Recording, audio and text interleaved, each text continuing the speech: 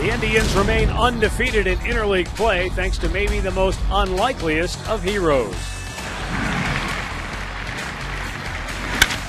Phelps with the drive, deep right field. Jones is back, it's over his head and gone! Cord Phelps, a game winner. Tonight the Tribe hosts the Colorado Rockies, a team they almost faced in the 2007 World Series. Fausto Carmona looks for 2 straight solid outings next on Sports Time Ohio. On a great evening in downtown Cleveland, Ohio, it's Indians baseball. The Tribe tonight continues interleague play as they welcome in the Colorado Rockies for a 3-game series. Hi again, everyone. I'm Matt Underwood alongside Rick Manning and joined tonight by Mike Hargrove, former Tribe skipper. Mike, the Indians are off to a great start in interleague play. They're 6-0. They only won 5 interleague games all of last year. How important is it for them to stay hot, given that interleague play can be a real key stretch of games for teams? Well, it really is. You know, it comes in the middle of the season. It's important to stay on whatever streak you've got going. The Indians have a good streak going right now. The biggest difference between them this year, I think, and last year is the fact that they pitched well and they played defense well. They kept the game in order. They gave themselves a chance to score runs late in the ball game. They played a little baseball better, and that's more of a National League type team. They have to stay hot. The Tigers aren't backing off. That's a good point, and that pitching staff with a 1.77 ERA in interleague play has really been a key, Rick. And Fausto Carmona, who's trying to get his season back on track, goes tonight for the Tribe. Well, when you look at tonight's pitching matchup, brought to you by the Jeep brand, we don't just make SUVs, we make history. He's matched up against a guy that's filling in, Juan Nicasio.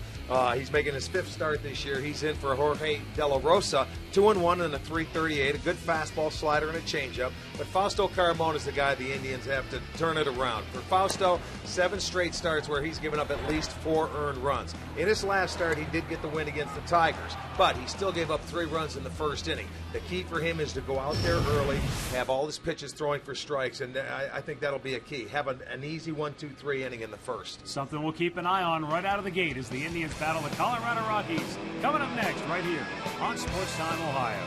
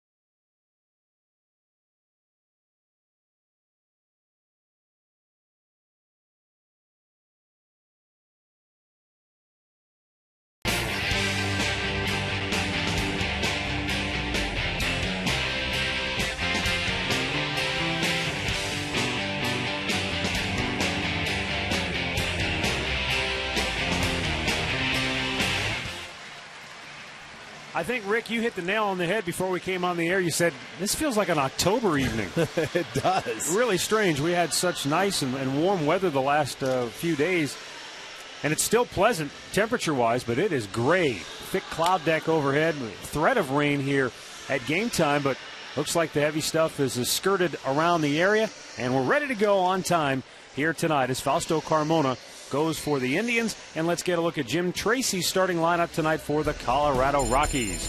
Carlos Gonzalez is the leadoff man. Then it's Chris Nelson, followed by Todd Helton. Troy Tulowitzki, one of the best in the game, hits cleanup, followed by Jason Giambi. Then Seth Smith, Ty Wigington, Charlie Blackman, and Chris Iannetta behind the plate hits ninth. Fausto Carmona making his 16th start. It'll be the first time he has ever faced the Colorado Rockies. He's coming off a win against the Tigers where he went 5 innings, gave up 8 hits and 4 runs. Wasn't his best outing, but he did get a win. He needed that. He gave up 3 runs in the first inning for the second straight start. So I think it's very important that Fausto comes out and has a good 1-2-3 inning and get in the strike zone. Let's take a look at the Indians' defense, brought to you by Pat O'Brien Chevrolet, saluting the men and women defending our country and watching on the Armed Forces Network. It'll be Brantley in left, Sizemore in center, Chu is in right, Orlando Cabrera at third base, as Drubel at short, Phelps at second, Santana at first, Lou Marson again behind the plate. Jerry Davis, the crew chief, will call the balls and strikes. Greg Gibson is at first, Sam Holbrook at second, and Todd Titchener is down at third. So we're ready to go here.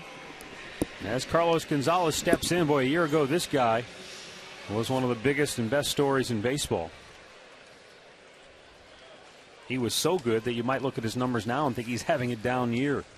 But he has 10 homers and he's driven in 43. And he smokes that to center field on the first pitch of the ball game. Well, the Rockies get their leadoff man aboard 1 pitch into the game. Well, he's one guy. They normally a number 3 hitter for him, but they moved him into the number 1 hole.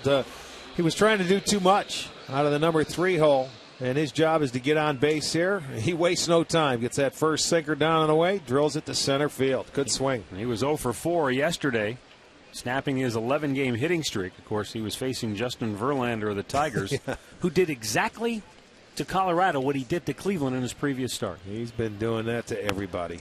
1 run, 4 hits allowed back-to-back games. That's pretty impressive. He only had Verlander. I think 107 pitches yesterday in the complete game. I think we're all just glad we don't have to face him. That's for sure. It's amazing how over the last several years the Coors Field effect has somewhat been minimized. I mean, they still put up some pretty gaudy offensive numbers.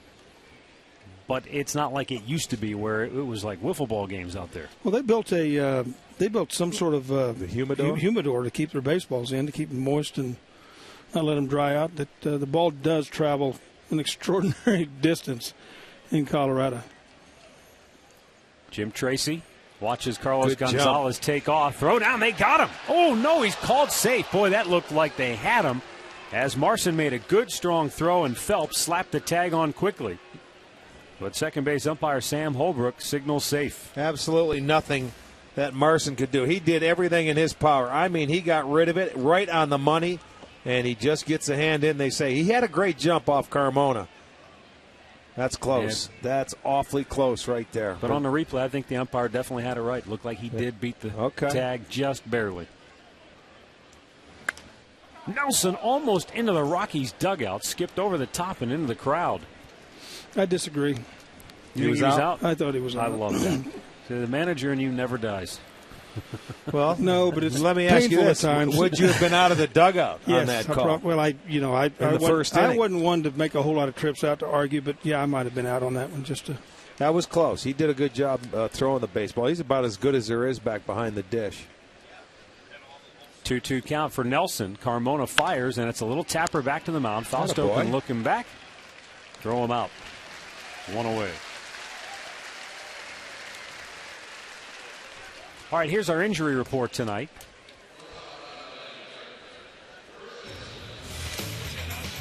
Saw Matt Laporte in the clubhouse today. He has to use crutches or keeping that foot in a boot for about a week to 10 days, and then hopefully he'll start getting back to action.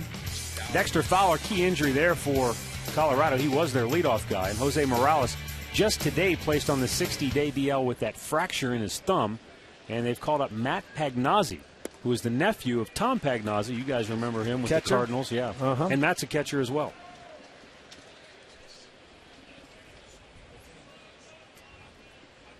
Todd Helton.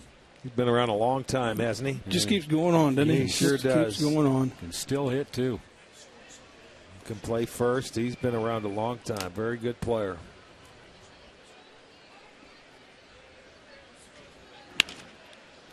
lifted to shallow left. Brantley can't get there, neither can Cabrera. Now Brantley scoops it up, and that'll hold the runner at third base, Gonzalez. And so Helton with a little bloop flare the other way, and the Rockies have 2 on with 1 out here in the first. Well, certainly nothing you could do here. Off, he slices it, and I mean, couldn't have placed it any better. 15 love. He serves it to left field. So now runners at the corners. Couldn't tell. Was that just a sinker that was up? Yeah, no, just a sinker. Yeah. Sliced it the other way. Got underneath it. And still got that 1 pitch away from a double play, though. And Troy Tulowitzki steps in for the Rockies. He leads the team with 13 home runs and 46 runs batted in. He also leads the team, having grounded into 9 double plays. Yeah, let's make your pitch. This guy's pretty much the heart and soul of this ball club in the middle of the field. He can do it all. Excellent baseball player. Throw it by him. It's 0-2.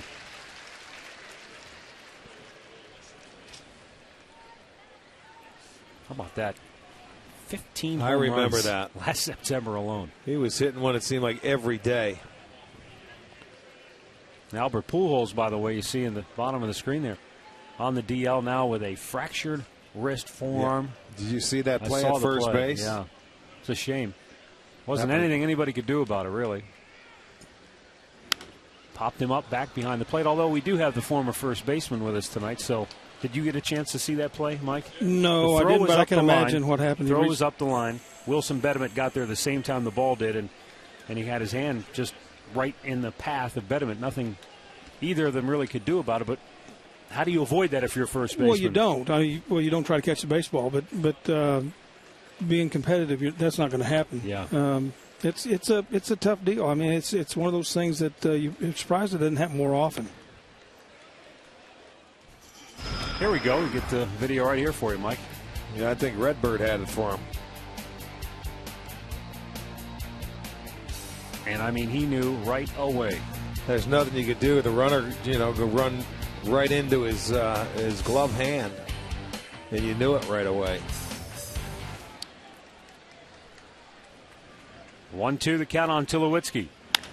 Chop foul, third base side. We had a kid. You remember a kid by the name of Jim Wilson, the big first baseman? Yeah, we called sure up back in the dark ages, and big guy, could hit, swung the bat well. In the late game in September, the same thing happened to him, and I think it shattered his forearm. Never was the same player after that. So it's a touchy thing, but you got to try to make the play. And and you're right. There's nothing that you can do about it.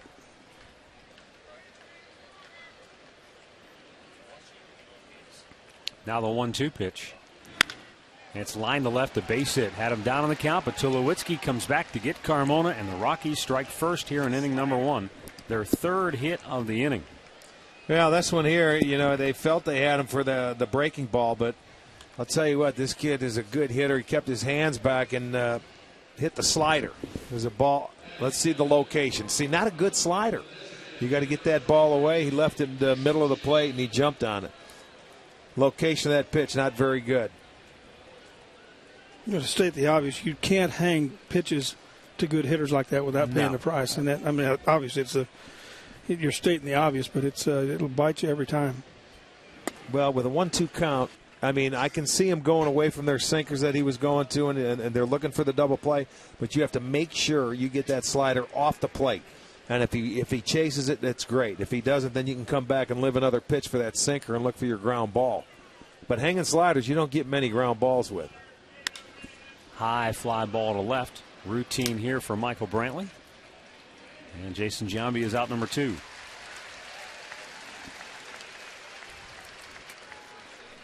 That will bring up Seth Smith. He's in right field tonight. Smith hitting .305 on the year. 10 of his last 21 hits have gone for extra bases.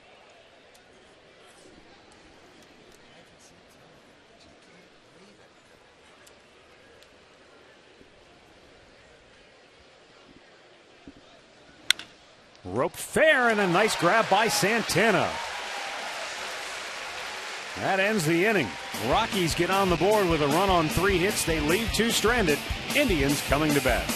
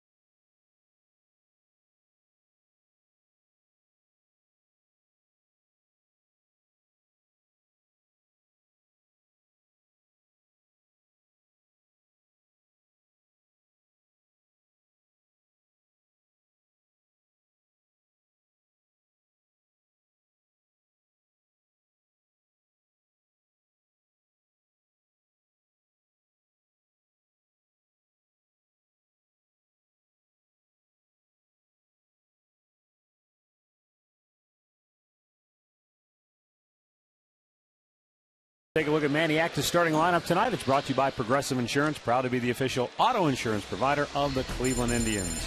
Brady Sizemore, Michael Brantley is Dribble Cabrera at the top. Then it's Hafner, Chu, and Santana in the middle, followed by Orlando Cabrera, yesterday's hero Cord Phelps, and Lou Marson batting ninth. Juan Nicasio is making his start. As a matter of fact, it is his 5th start this year. He's 2-1, filling in for Jorge De La Rosa, a guy that can throw in the mid-90s. He's got a slider and a changeup. Started his baseball career a little later. 18 punch-outs coming off a 9-strikeout performance in his last start against San Diego. Let's take a look at the Home Depot doing more on defense for the Colorado Rockies this evening. In the outfield, there's going to be Blackman, Gonzalez, and Smith. On the infield, Wigington, Tulowitzki, Nelson, and Helton. Iannetta behind the plate. More savings, more doing. That's the power of Home Depot. Brady Sizemore stands in for the Indians. And there's a fastball strike. You mentioned Nicasio, a little bit older at 24, promoted straight from Double-A.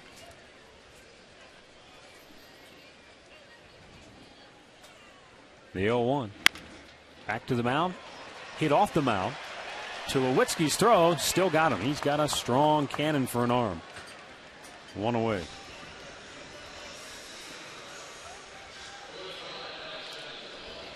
Now this ball gets in on Grady. Jams him, and he looks like he got a piece of the ball. Nicasio did, but Tulowitzki able to come in, glove it, and make the quick throw. You see how quick he transferred the baseball. Got it over to Helton for out number 1.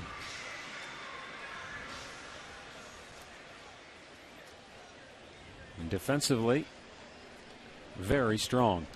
Now Michael Brantley takes a 96-mile-an-hour fastball.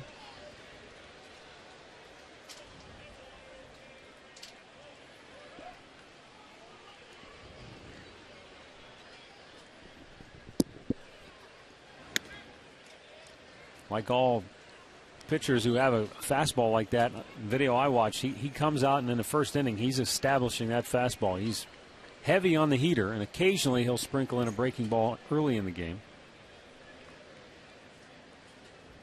Well, when you look at it, the best pitch, it might located fastball, isn't it? Oh, yeah. You establish it in and out. A lot of times when you're looking at kids to bring up, obviously you look at guys who can throw the ball 96, 97 mile an hour, makes a difference. But the one thing that you really look at is, can they locate their fastball?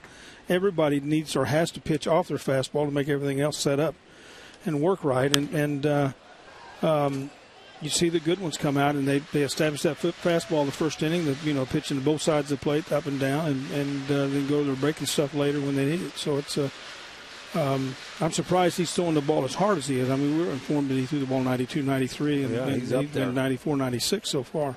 Well, he's a strike-throwing machine. Only 5 walks and 18 strikeouts, so 3-to-1 ratio. Nice swing. Well, he got the slider.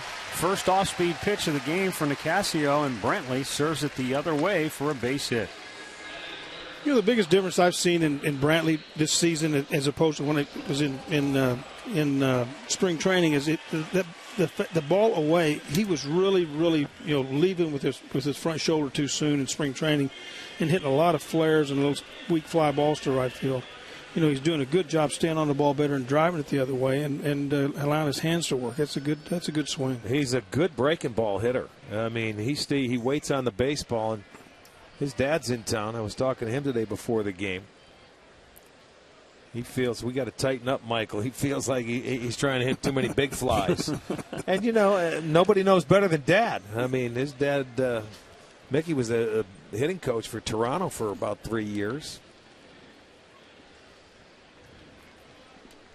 Well, then Dad would be happy with that last swing. Yes, huh? he would. He'd be thrilled to death. That was a good pitch he made that he got the base hit on. Probably did that just to get his dad off his back. That's true. He's going to be here through this homestand, so he better get a few more knocks like that before we head out west. Well, he's a special player, that's for sure. As Dribble Cabrera has had a special season so far, 12 dingers, 43 driven in. Did you see that play he made yesterday? Yeah, that was nice. I mean, we witnessed Omar making a ton of them, but that one right there was about as good as you can make. Well, what got me, he wasn't shocked that it happened. He got himself in a position, made a good throw. I know. And, if it had been me, I'd look down and say, holy mackerel, I caught that thing. He had a smirk on his face, though. He had a look on his face like he couldn't believe it.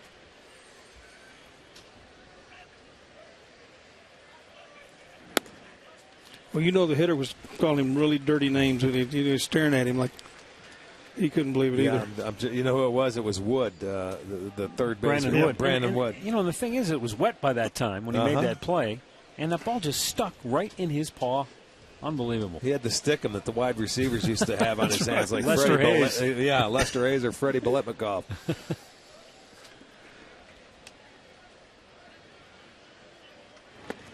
And Cabrera turned it loose, came up empty. Here's our great clip of the game from yesterday, and this is the play we were just talking about. Relax, you're at Great Clips. That's unbelievable. You know, you sit there and look at it and wonder, why didn't he just stick his glove out? But if you notice, the ball just really got on him, I think, faster than what he was, and it's just reaction. And you got to have really good hands to do that. And you know that hurt, too. It had to hurt his tongue a little you bit. Would think so. And it's, again, Joe Smith was on the mound. Now, when he made that play in Chicago, Joe Smith was on the mound. Because it deflected off of Joe. He's made a couple of plays, 3 that I can remember when Joe Smith has been on the mound. I don't know what it is. And that was not an easy throw that he had to make either. The 2-1. Right back to the screen. For me, that was the impressive part of it, that the fact that he made the throw, that he made off balance, and to get the guy at first base. That's you got to have some awfully quick feet to be able to pull that play off.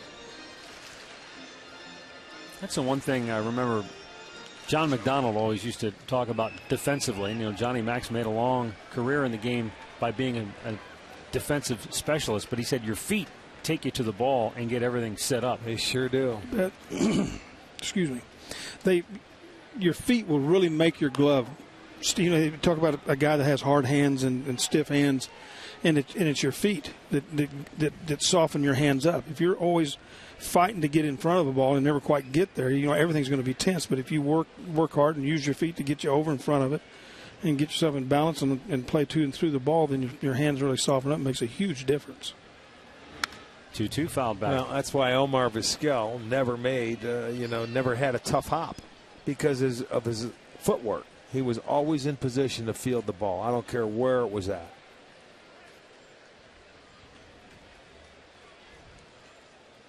Travis Hafner waiting on deck. Cabrera locked in a pretty good battle here with Juan Nicasio. Brantley at first with 1 out, tried down a run here in inning number 1. And there's a drive toward left center field. That's in the gap. On his way to third base goes Brantley as Drubel holds with a long single, and the Indians have runners at first and third with one out. Yeah, you talk about a good piece of hit, and you're going to see it right here. Going to left center field with 2 strikes. That's the approach. You give in a little bit. You hit the ball where it's pitched. Another breaking ball. Down and away. The second straight breaking ball hit by the Indians. Brantley went the other way. Here comes Cabrera. So they first and third him with one out and a chance to tie the game.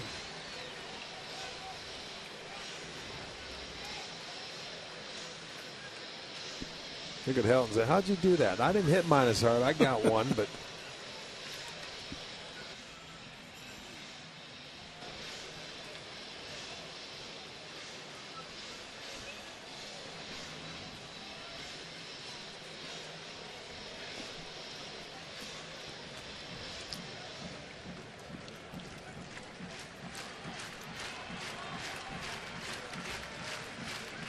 So Hafner trying to tie it up at the very least right here. Getting that run home from third.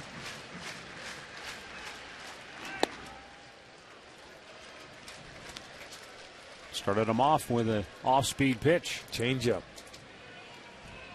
Which is good. I mean, as a hitter, you know, you get into that situation in the very first pitch. You've never faced a guy before. You see his changeup, which is good because you know he's going to throw mostly fastballs when you get into hitters' counts.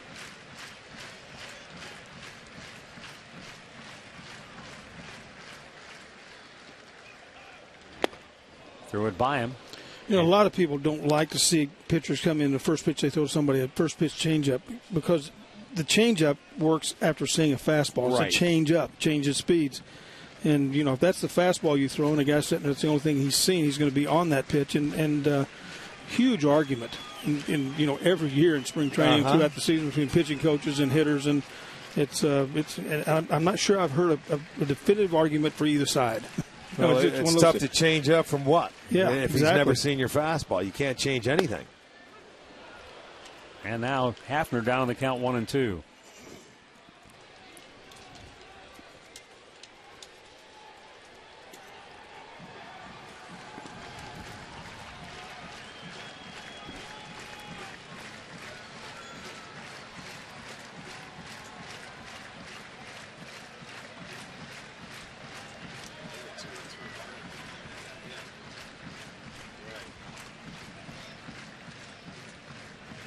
And Pronk steps away before Nicasio can get on the same page with Iannetta. Michael Brantley, the tying run, is at third base as Drubel Cabrera is at first with one out here in inning number 1.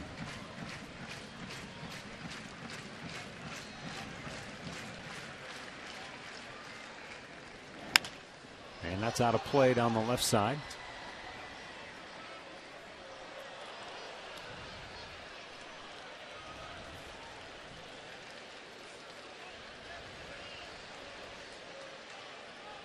We had great crowds this weekend for the Pirates series, over 100,000 fans for the 3-game series. And given the weather here today, I'm surprised we have as many in the park that we do. Because it was gray, it was raining, and the forecast didn't look all that promising. But so far, so good.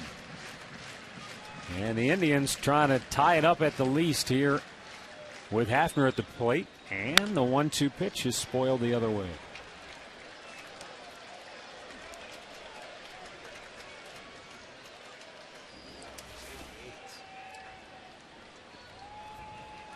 He took something off there. That was a strange pitch. That was like a changeup. Yeah, but it was a hard changeup. You know, a lot of times you can tell where the catcher's setting up, what pitch is going to be thrown, and the smart hitters, you know, and not everybody does it, but some hitters will cut their eyes back to the catcher to see where he's setting up. You know, the pitch before he set up inside, so you know pretty much it was going to be a fastball. Right. Set up away that time, you didn't know for sure, but at least, you know, forewarned is forearmed, and some hitters do that. And the 1-2 in the dirt, good block. I always wonder too, Mike, if you could, as a hitter, almost tell by the shadow, especially in a night game, if you could pick up the shadow of a guy easier than trying to glance back and actually see where he's at. You know, I never did that, and there's a lot of hitters that don't do that, but there are some that do that. Paul Molitor used to do that. You can feel at times. You may see a shadow go back over, but a lot of times they'll go over and then come back in. Oh, that's true too. You know, when they come set, so there's no real rhyme or reason. Catchers know hitters that'll sit back and maybe take a quick peek back or. Yeah, they try to be smooth about it, not make any noise. I know in the Pirates series. The catcher was McHenry was jumping. You know, he'd go to set up and he'd jump to a position. I mean, you can hear that as a hitter. You can hear that and decipher it in time to make a pretty good guess about what he's throwing. But you'll see them; they just kind of ease into it and do it late to keep that from happening. This is the 20th pitch of the inning for Nicasio, and he steps away first.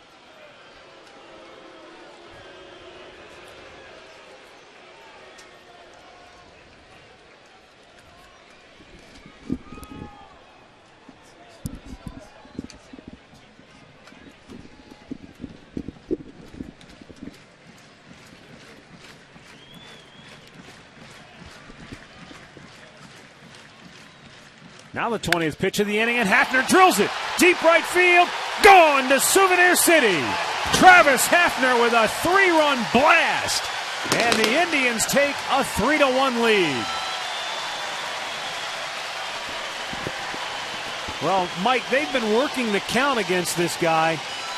And eventually, you had to figure it was going to pay off sooner or later, and it paid off sooner. Well, it did. You know, it was an 82-mile-an-hour. I think it looked like a slider. You know, you can't hang the pitch to good hitters like that and not pay the price, and he did, and Travis did. All three hits have come on the slider. That home run replay brought to you by Great Clips. Great needs, great deeds, great clip, and it's a 3-run homer. So all the left-handers have done the damage for Hafner, his 6th home run, his 26th RBI, and back come the Indians in fine fashion. You know what's interesting about that, guys, is I was watching in the clubhouse. You know how they'll show the opposing pitcher in some of his starts, and it's all cut up. So I can't recall which team it was against. It might have been the Dodgers. Similar situation on it. It might have been the first or second bat of the game. Fastball. But he hung a slider, and the guy took him deep for a home run in the first inning. The pitchers are human just like anybody else. They've got to try to get the feel for their pitches, and it's obviously easier to get the feel for the fastball. Carmona, in his half of the inning, tried to overthrow the slider and got hurt with it. That's exactly what happened to the Rockies pitcher. That just overthrew it, trying to make the perfect pitch, and he get a hit or 2 strikes. You don't have to make the perfect pitch. You just have to make a good pitch.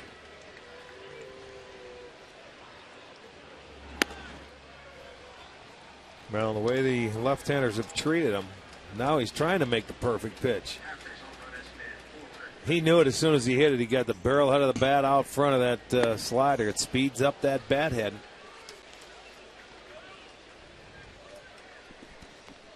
And Chu has to pay the price because now the guy's mad and he's throwing the ball 95, 96 miles an hour. He's been swinging the bat much better. He had a great day yesterday. 3 knocks, and that's the first time he had 3 hits since, last year in September. But, he hit the ball on the nose every time up.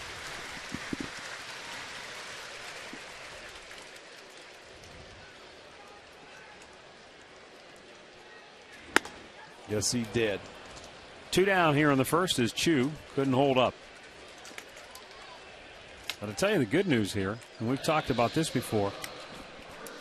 The Indians have done a lot of damage early in games. That's their 11th home run now in the first inning. That's the most they've homered in any inning this year. And when they score early, Rick, when they have the lead in the first inning, that usually means they're going to win. Yeah, 16-4 when they score in the first. And the one nice thing I like about it is Colorado scored in the top half, so they come right back and answer it. They swing that momentum back in their favor because of the 3-run home run. Carlos Santana takes a strike. Well, the Rockies bench obviously picked up on the same thing we were talking about. He hadn't thrown a slider yet that hadn't been hit hard. Because he's thrown nothing but fastball since the pitching coach was out there to talk to him. Go ahead and then let it go. Like we said, you got to locate that fastball in and out, get him ahead, and then you can just show the breaking ball. He's never faced him before, so that fastball should be good enough if he locates it for that first inning or the first time through the lineup. I mean, you can throw an occasional changeup. Sometimes you give hitters too much credit.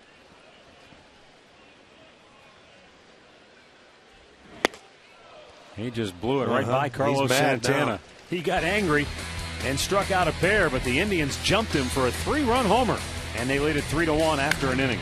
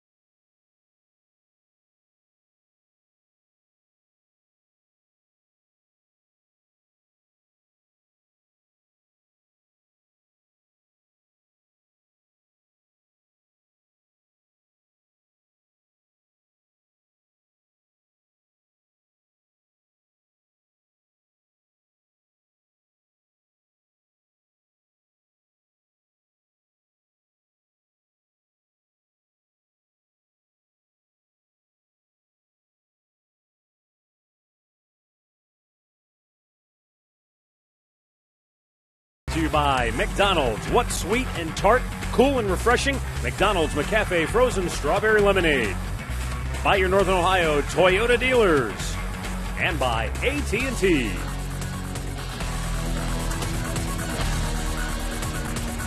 Indians on top 3-1 as we go to the second inning. Bottom third of the Colorado lineup due here. Ty Wigington will lead it off. And then it'll be Charlie Blackmon and Chris Iannetta.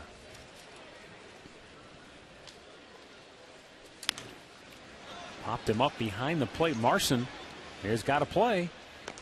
One down. Orlando Cabrera getting the start at third base tonight. How rare is that? Our Katie Witham has the answer.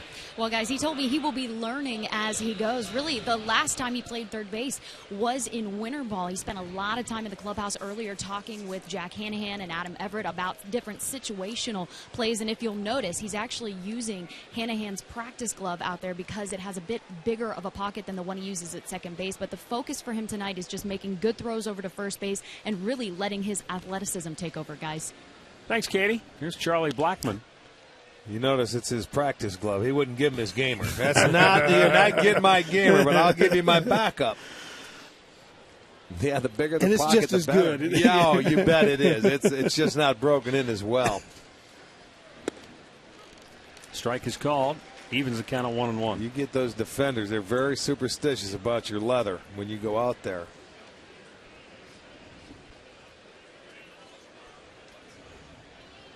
Now the 1-1. And that's roped down the right field line, foul. Well, you know, Cord Phelps has swung the bat well here the last couple of days. I mean, the outs he's made have been loud outs, Rick. He pointed out he had a lot of line drives and then eventually connected for the game-winning homer. And Jack Hanahan has had a tough time against right-handed pitching this year, so this enables Manny to keep Phelps in the lineup. Well, you always need a break, sometimes more mentally than physically. You know, where you can just sit down, watch the game, slow it down. You know, just get away from it, man. Take your mind off of it. When everybody else has to work, you get to watch it. Yeah, you're absolutely right, Rick. It's sometimes when you sit down and you watch it, you go, you know, it's not as difficult as I'm making it, man. You just relax a little bit more. The 2-2. In the air, center field. Grady Sizemore got a beat on that, and he grabs it. 2 down. Here's our trivia question tonight. It's brought to you by AT&T. 3 players in Major League history have had 100+ plus extra base hits in a season twice.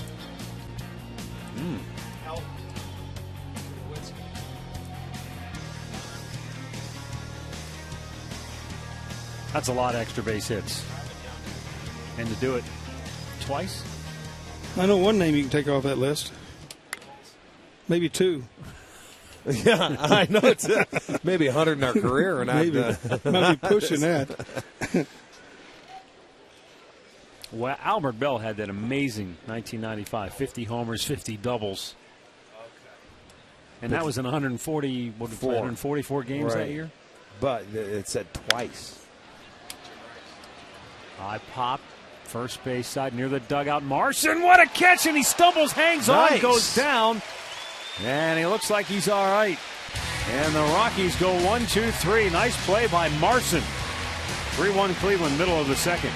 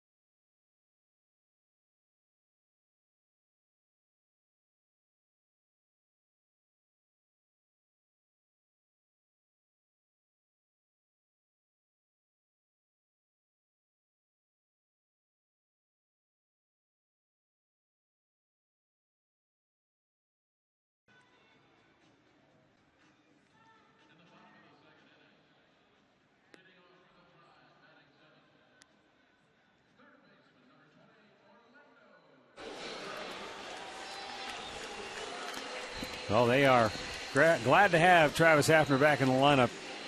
No question about it. Yeah, Brett and Pookie. Shout out Tiffin, Ohio. Brett and Pookie.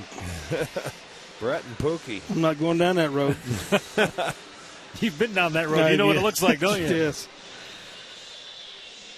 Well, they're glad to see Pronk back, and so are we. 3-run homer in the first.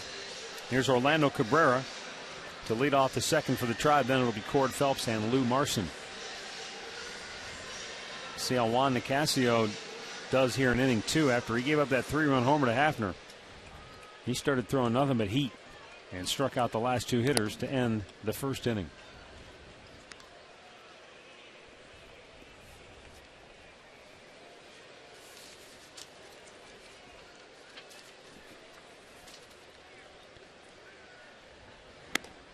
Up and away, 2 balls, no strikes.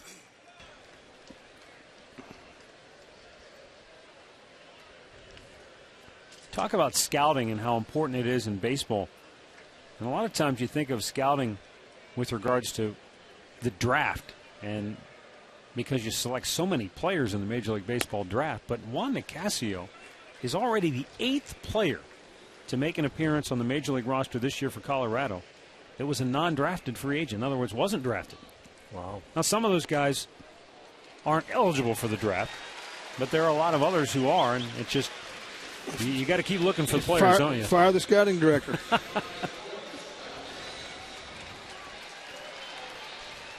Indians get their leadoff man aboard as Cabrera draws the free pass, and now Cord Phelps, who ended yesterday's game with a home run to right field. A walk-off 3-run smash. Well, that's a way to break in with your first Major League home run. They ended up getting the baseball, which he was thrilled about. His dad was in the stands, so really a great day for him.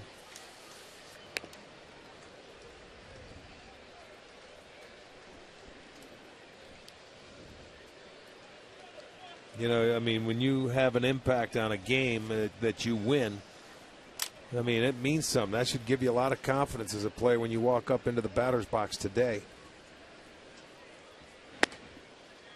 A little bit outside. Oh, yeah. Fastball, middle, in. Turn on it, short, quick swing, a line drive. And, I mean, everybody was happy because it ended the game, and it was a long one. Especially you. Yeah, long game. Yeah, look at the teammates. That's a great feeling right there. I've got a challenge for everybody. Have you ever you noticed how Orlando Cabrera always has his shirt tail out? Yes. On the field after a win? Right. Try to catch him doing that. He used to do that to teams we'd play against, and I think, how did he do that so quick? So I've made it my goal this year to catch him doing it, and I've yet to do it. Well, I'll tell you what. If you put that bet to our cameraman, we're going to find him. unless he goes in the clubhouse, because we will catch him. I'm glad you said that now in the second inning. Orlando, and he'll be playing. Well, maybe he won't be at third. Maybe they'll take him out and put Hanahan back in. We'll have to catch him.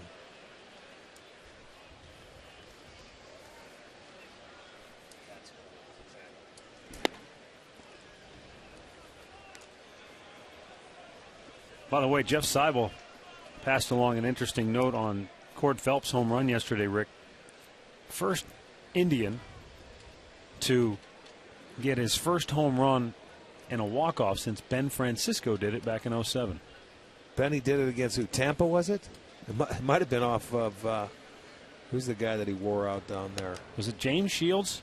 Or was that Peralta? Sonnenstein. He used to wear out Sonnenstein. That's who it was. I think the game that he ended it, Sonnenstein started. He must have hit one. That might have been his second one. No, it was his first. That's right.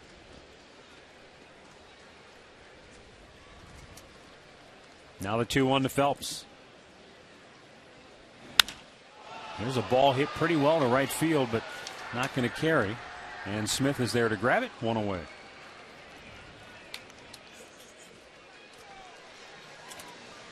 Well, you can fill a house for charity Wednesday. The Tribe will take on the Rockies, wrapping up this series and the homestand. 7:05 start. $1 from every ticket sold will be donated to the Special Olympics of Ohio. And get your tickets at Indians.com. And remember, buy your tickets in advance for great savings.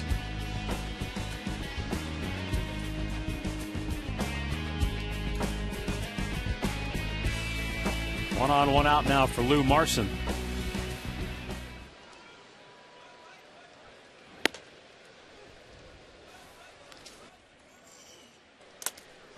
Marson with a hit in 5 of his last 6 games, going 7 for his last 21. Well, he's swinging the bat better when you get a chance to play. In his last 7 starts behind the plate, the staff ERA is under 2. It's a 1.97 ERA. That's covering 64 innings. The starters are a 2.18 ERA, and they're averaging over 6 innings a start. They get 1 at second, and they turn a double play to end the inning. 2 in the books. The Indians 3 and the Rockies 1.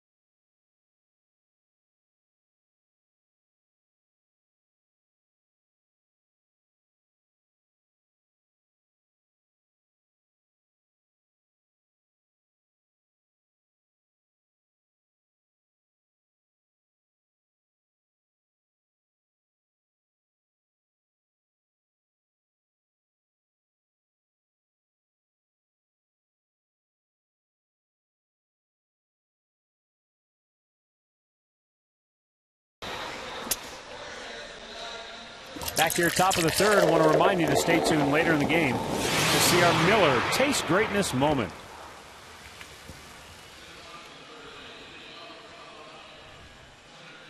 Indians with a 3-1 advantage. And as we go to the third inning, it will be the top of the order due up here for Colorado. After they picked up their third hit in that first inning, Rick Carmona has turned it around. He's retired the last 5 in a row. Well, I mean, Gonzalez came out and hit the very first pitch for a base hit.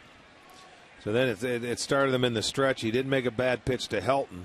And then Tulowitzki, maybe he hung one, but he settled in. And they came back and got him 3 runs. So second time around, and we'll see.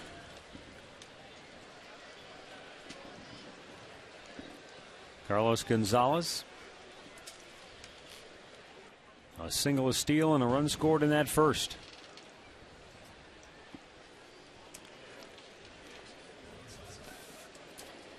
Mentioned earlier, he had an 11-game hitting streak stopped yesterday. He swung at the first pitch tonight and lined it for a base hit. There you go. As far as what he did last year, 4th youngest National League batting champ since 1980. 34 and 117. In the hole, he's 2 for 2.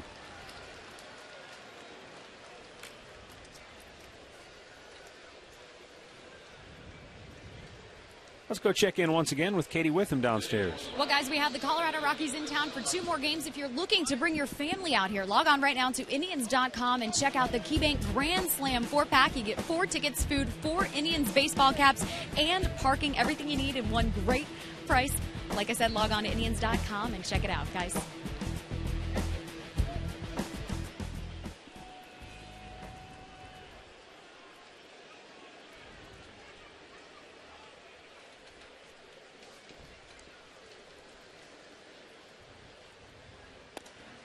Nelson looks at a ball. Well, he didn't miss by much. He hit a tapper back to the mound his first time up.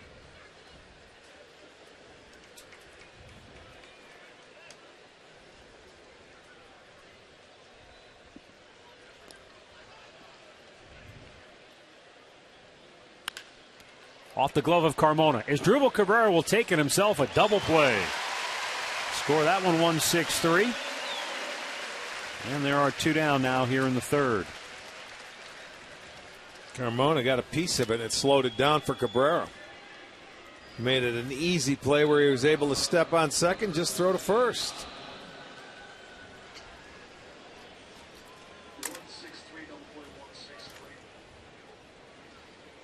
And with 2 down, Todd Helton to the plate. An opposite field single his first time up. This time he goes after the first pitch. And it's a quick inning for Fausto Carmona.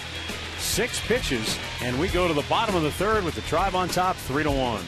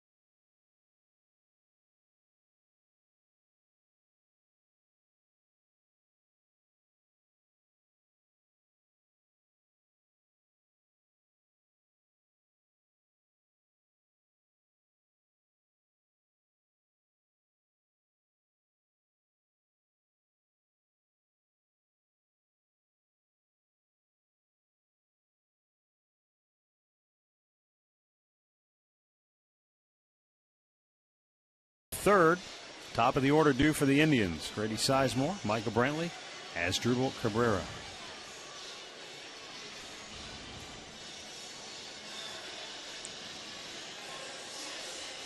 It turned out to be pretty nice this evening.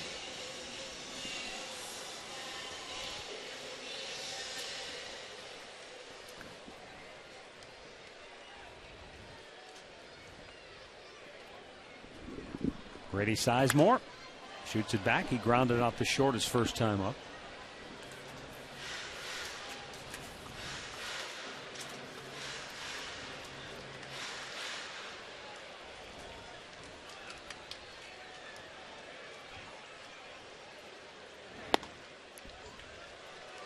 Quickly the count, 0-2.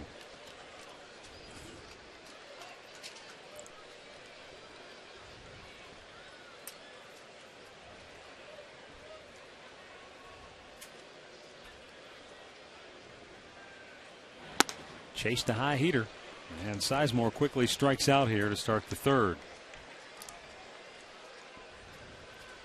Click on STOHD.com and you can buy a $30 gift certificate from Barley House on West 6th Street, and you'll get a $30 gift card free. Enjoy over 20 craft beers on tap, sidewalk cafe seating, and 50-inch flat screens throughout the bar. The Barley House. Sit long, talk much, laugh often. Click on STOHD.com today for your buy one, get one free $30 gift card.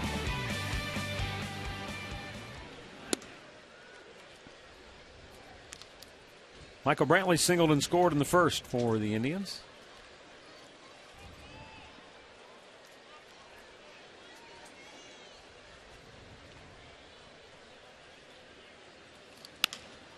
And a one-hopper to short.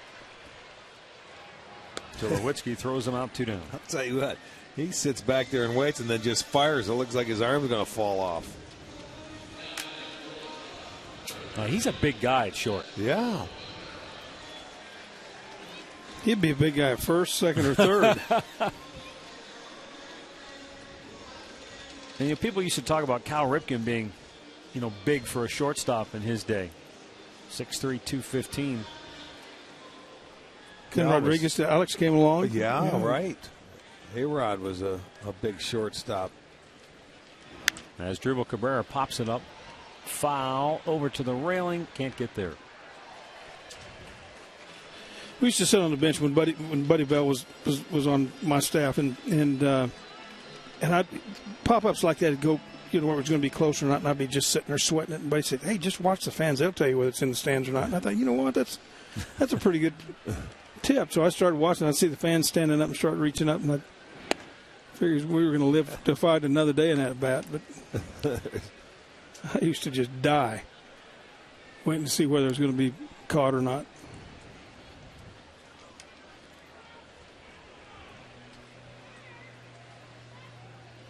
And the windup for Nicasio, and he strikes him out. Indians go 1-2-3 for the first time tonight, and after 3 innings, it's 3-1 Cleveland.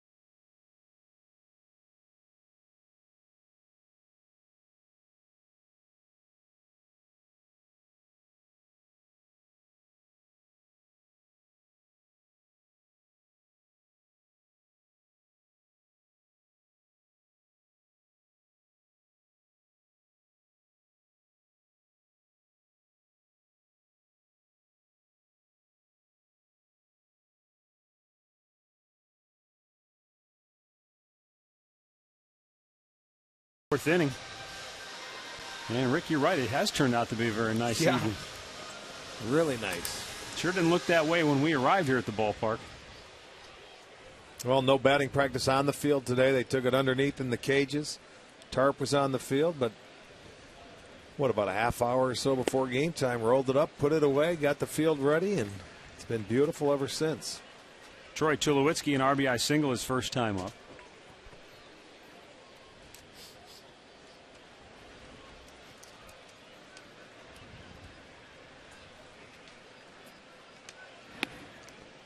Mike, you managed Manny Ramirez for some of his best years of his career.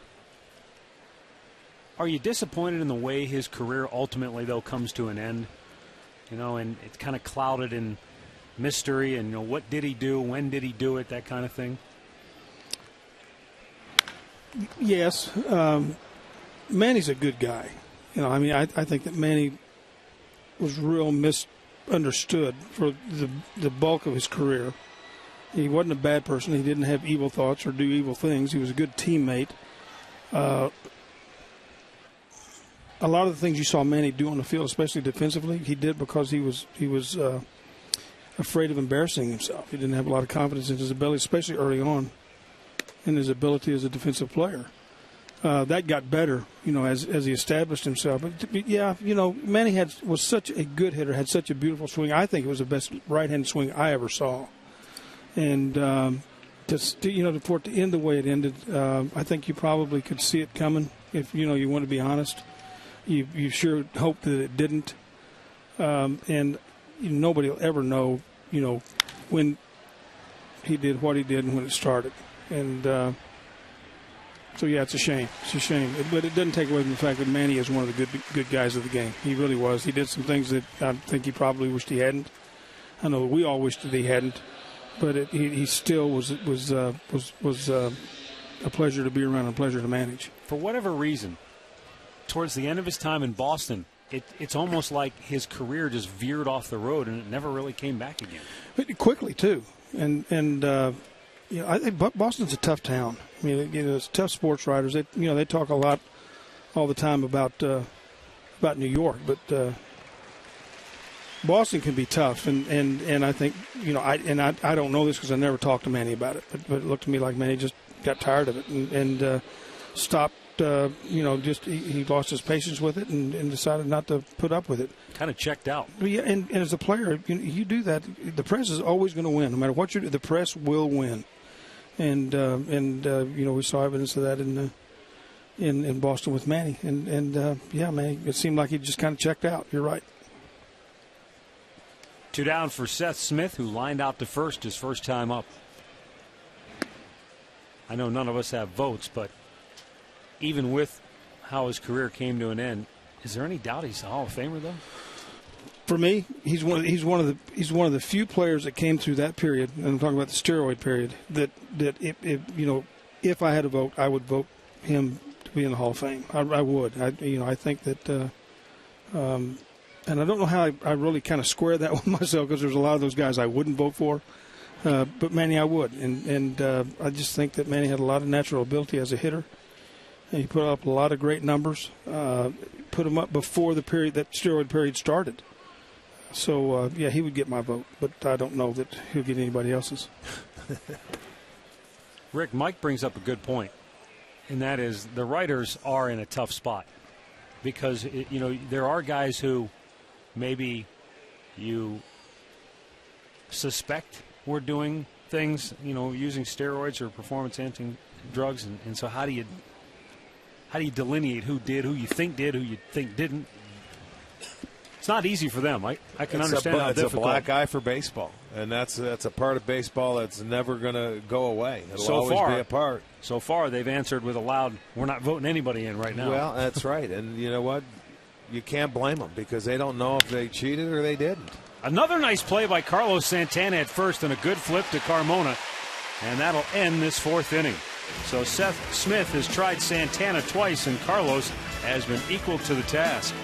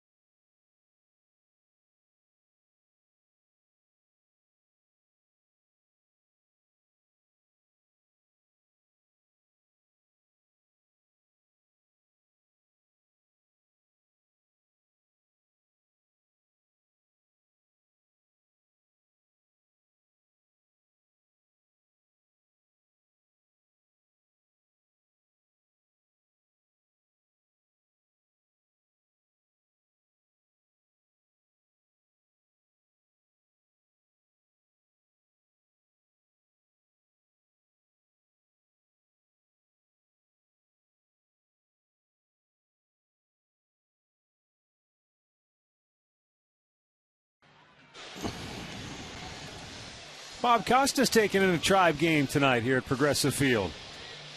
Hitting all the high spots. You know what, Mike? I still remember talking to Bob, doing an interview with him before the ALCS in 1995. And he had me rolling because he said there was a point in the game last night, he brought this up during the interview, where I wasn't sure what the ground rules were when a mascot falls onto the field if the ball would have hit the mascot while it was in play. And he was, of course, referring to when Slider fell off the outfield wall. I can tell you one thing that would have happened. Slider wouldn't have had to worry about getting his knee fixed. You weren't real happy about that, were you? Oh, my goodness gracious. I just remember, we had the winning run on first base. It hit that ball in right center, and I'm sitting there watching that thing. Oh, man, we're going to score and take the lead. And Slider falls off that wall, and he hits, and the ball's going right for him. And I thought, my first thought was, Slider better be dead.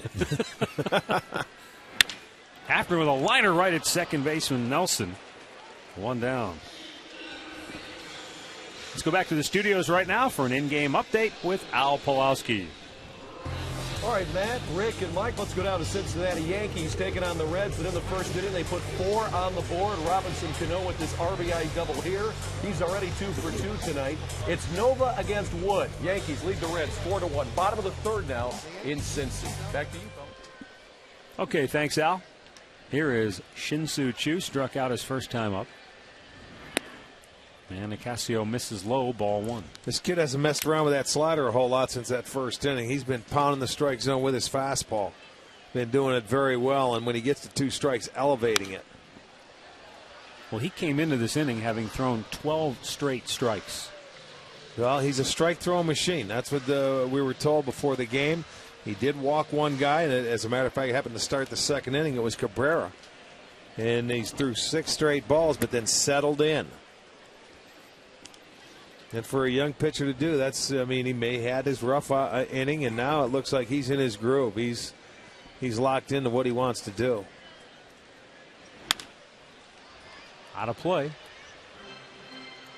2-2 for Choo. He got Choo the first time with an elevated fastball where he checked his swing, see if he goes right back upstairs.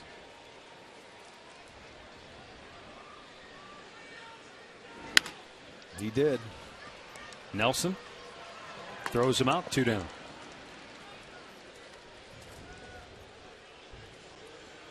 Take a look at our minor league report brought to you by Kia.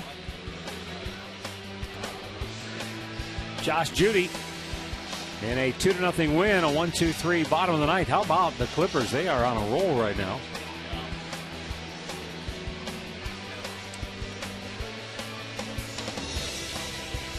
Well, I had it here somewhere. I think they've won 11 of their last 12. Mike Sarbaugh does a good job.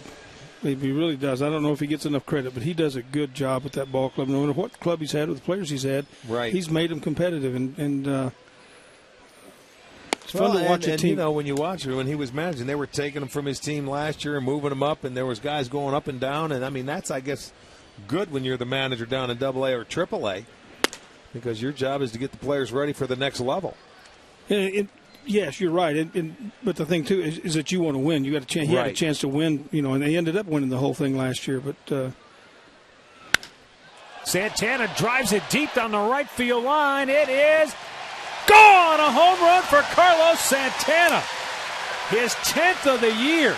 The only question is, would it stay fair? And it just did sneak its way inside the pole for a home run to make it 4-1 Cleveland.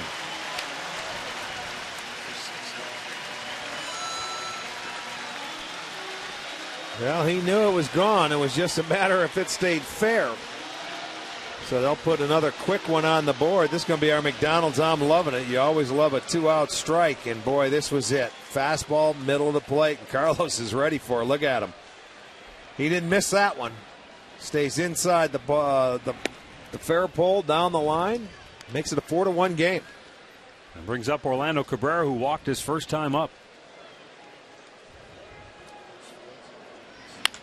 Orlando Cabrera with a base hit in the right field.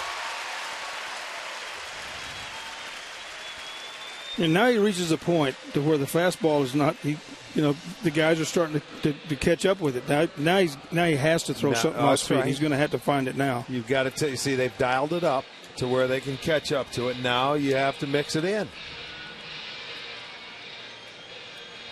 Well, and that's where this catcher's got to work with him and say, let's go. Try and get ahead, and we'll start working some of these hitters. And that's what you get from young pitchers. He struck out 9 guys in his last start. So it's there. Sometimes with young players you get inconsistency, and this kid has pitched at Double-A and he gets the ground ball. And gets out of the inning. But the Indians get back on the scoreboard with a blast from Carlos Santana. It's 4-1 Cleveland through 4.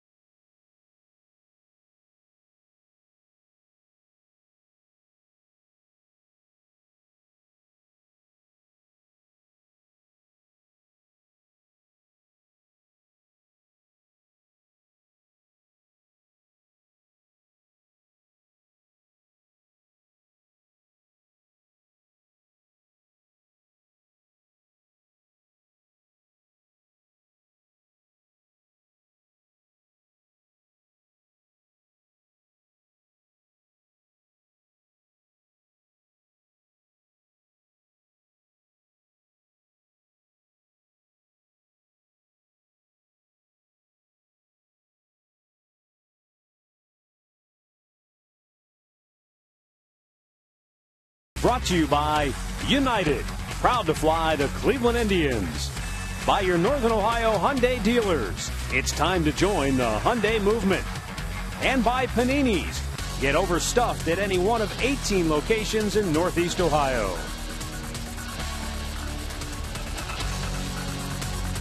Four-1 Tribe.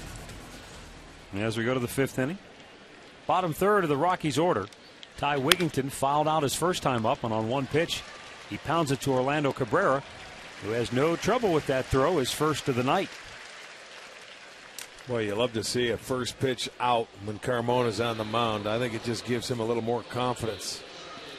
Our scoreboard update brought to you by your Northern Ohio Ford dealers in the all-new 2012 Ford Focus. Ford, drive one.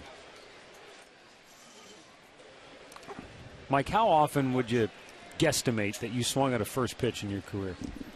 Oh, God. I probably less than 1% of the time. I was going to say, because you never swung at a first pitch I threw in fantasy camp. Rick, this guy made me work more than any other hitter in all of fantasy camp. What's that? Grover.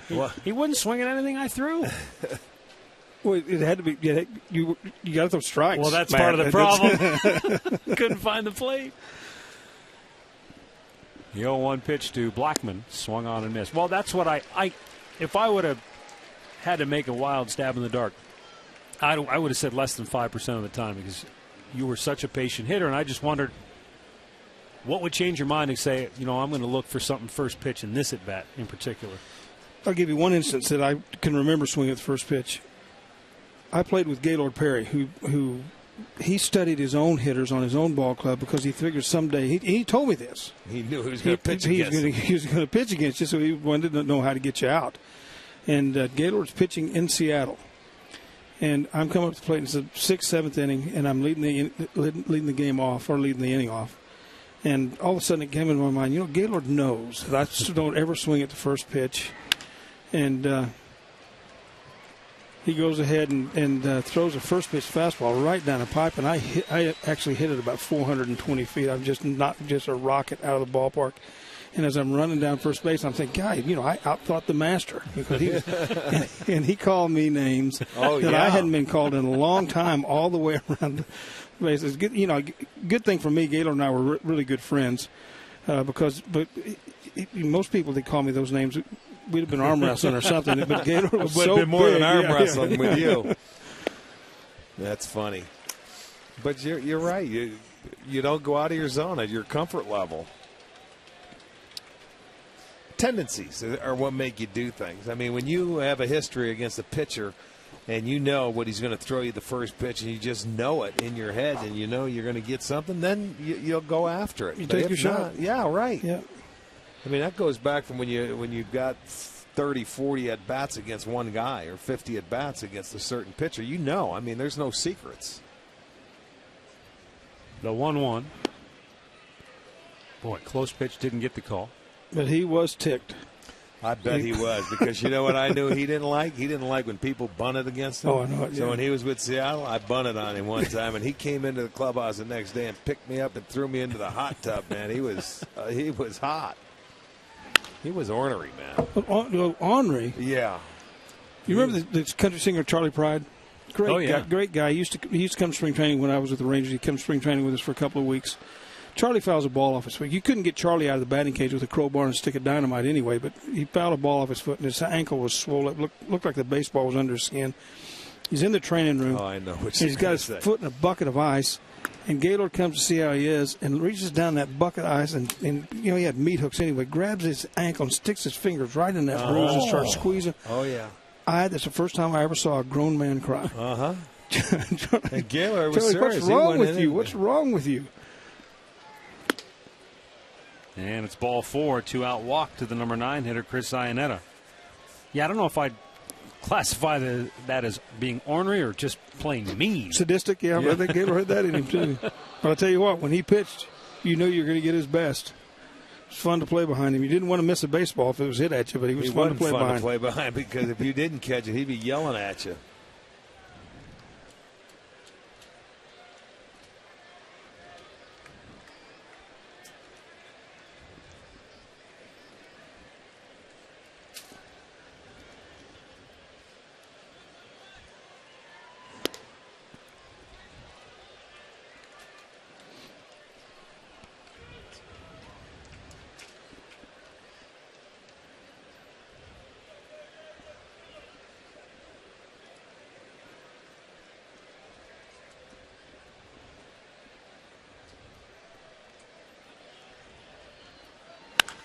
A rocket down the right side, but into the seats.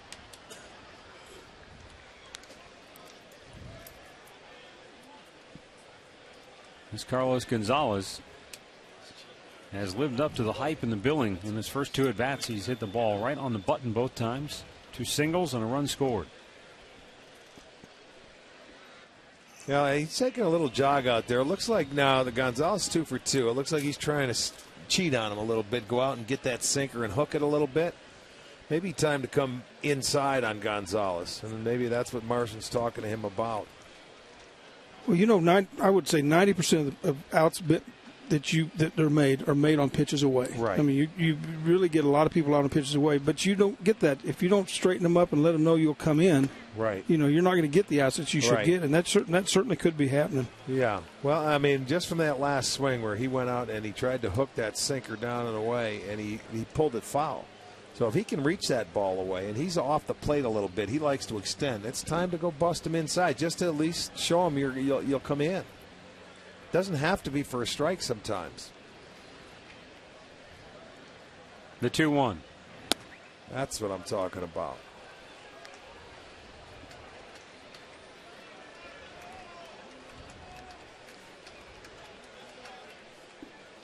Chris Nelson waiting on deck. 2 down here in the 5th.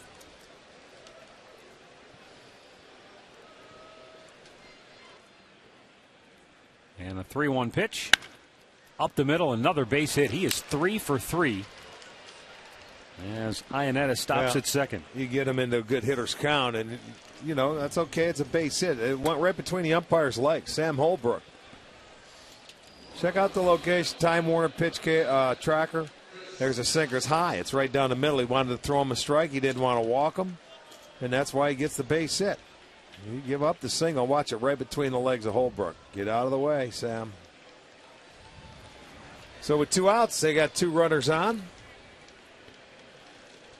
Chris Nelson, twice already tonight, has hit the ball right back up the middle. Carmona grabbed it in the first inning and threw him out. In the third, he deflected it, and Asdrubal Cabrera turned an inning-ending double play off of it.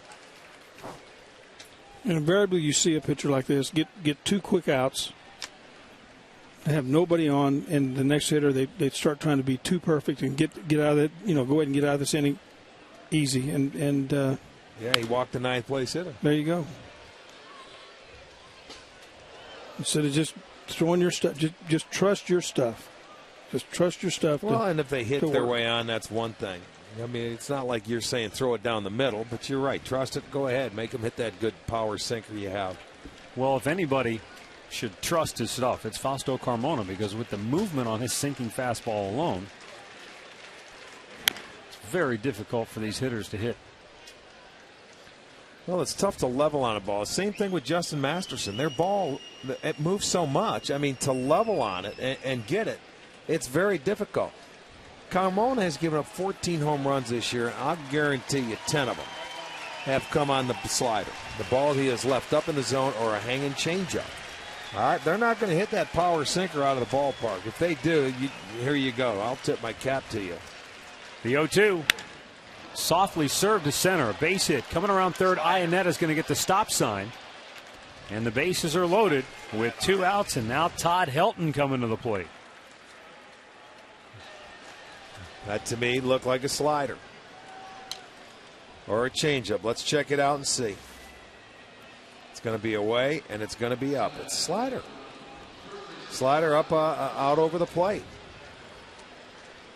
And when you can't get it down, and see, his is he gets underneath it for some strange reason. It stays up in the zone.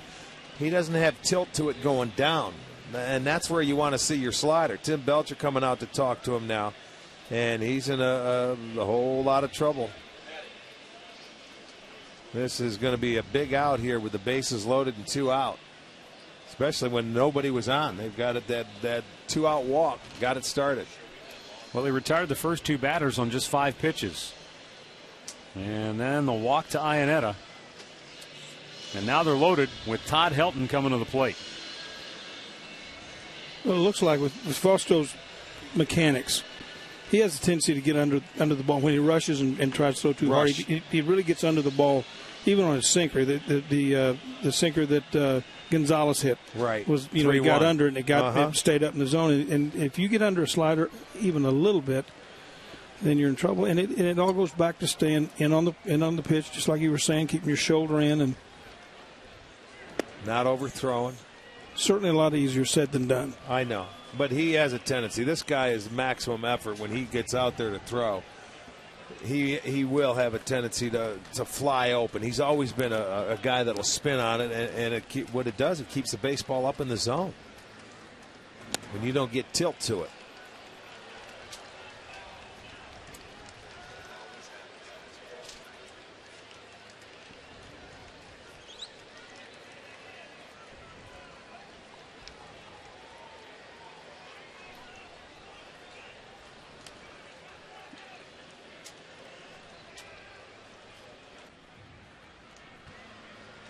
Now the 2-0.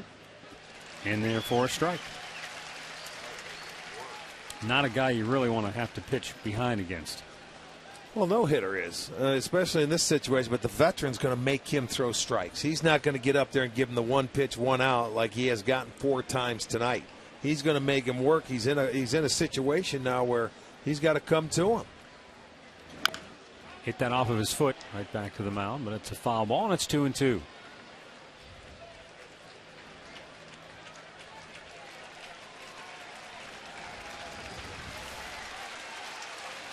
Again, he's going to hit the top part of the baseball. Fouls it off into his feet.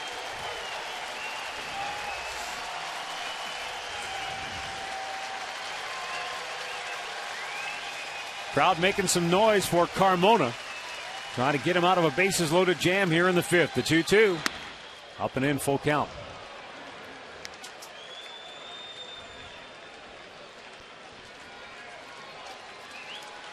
In his 15th season. And the other thing about Helton, he's got a good eye too. So Carmona's got to throw a strike here, you would suppose. And he can't do it. He walks in a run.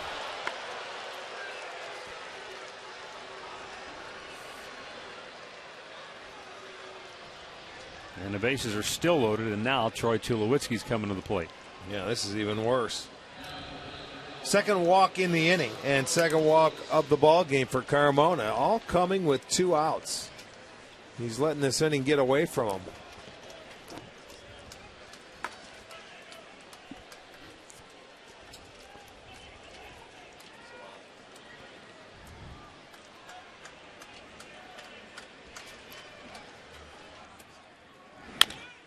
Bounce towards third. Hits the bag. It's a fair ball. What a terrible break for the Tribe. That's going to score 2. And we are tied at 4. Unbelievable. And Troy Tulowitzki makes Carmona pay now.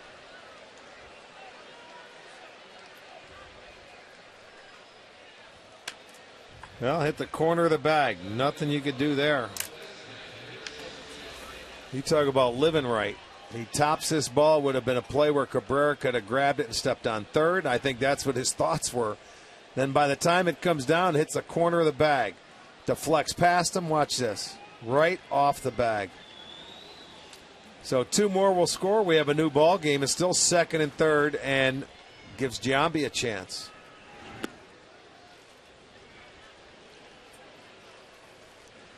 All this happening with 2 out and nobody on.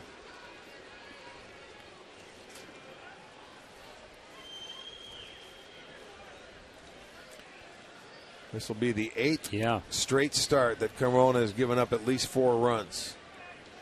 And the 8th man to bat in the inning after there were 2 outs and nobody on base. And it's 2-0. Marson's going to go out to talk with the right-hander. Well, he's been out there twice. Tim Belcher's been out there, and it was a big bullpen game yesterday. And he was on cruise control until 2 out in this inning. But boy, there's going to be some rumbling going on now because they have already had a 3-run inning.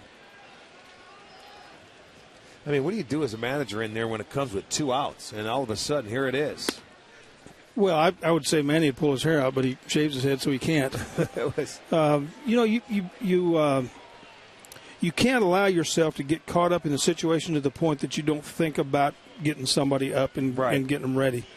The sad thing of it is that bases empty, 2 outs, and they score runs is the worst scenario that you can run across in the game. As far as the manager is concerned, because it shouldn't have happened. It shouldn't happen that way. And it is. You're in it, and Manny's got to think of a way to get out of it. Even going to going so far as to the bullpen. Go to the bullpen. High drive, deep center, and that ball is way out of here. Jason Giambi with a 3-run blast off Carmona, and he has completely imploded here in the 5th inning. 6 runs in the inning. And the Rockies now lead it 7-4. Well, you give him a little swinging room here. There it is, right down Broadway. And this one was launched. It looked like it landed in the Indians' bullpen, almost knocked the reliever off the mound. So that caps a 6-run inning. Strike over the outside edge.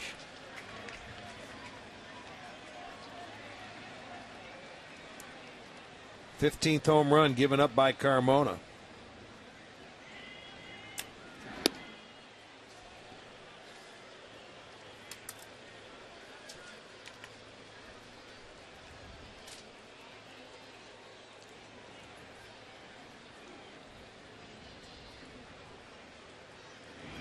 Swing and a miss.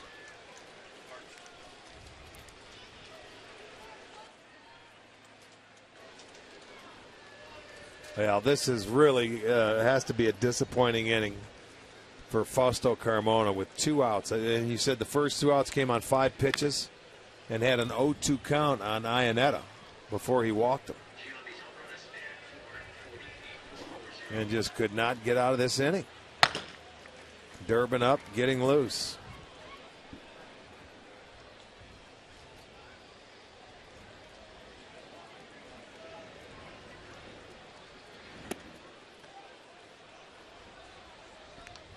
Two balls and 2 strikes.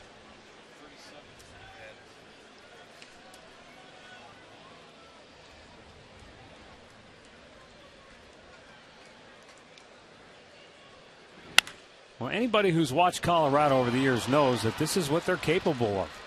And look at this. Smith is going to turn and burn. He's going to get into second base. Great hustle. And it's a double as they've batted around. Now the 10th man to bat is Ty Wigington. He started the inning by grounding out to third. This is just good hustle. He sees the ball goes off the glove of Santana and tracking it down is Phelps, and he gives up on it. Did you see Chu laying back? He didn't expect him to go to second base. He just took for granted he was going to round first and stop. He didn't do it. He hustles into second base. Well, it's the 11th time the Rockies have scored 5 or more runs in an inning this year, and that's the best in the National League. So like I said, anybody who's watched Colorado knows they're very capable of doing this, and they did it to Fausto Carmona tonight. All of this happening with 2 outs and nobody on base. So the Indians will make the call to the bullpen, brought to you by Verizon 4G LTE. Rule the air on the most advanced 4G network in the world. Chad Durbin's coming on when we come back.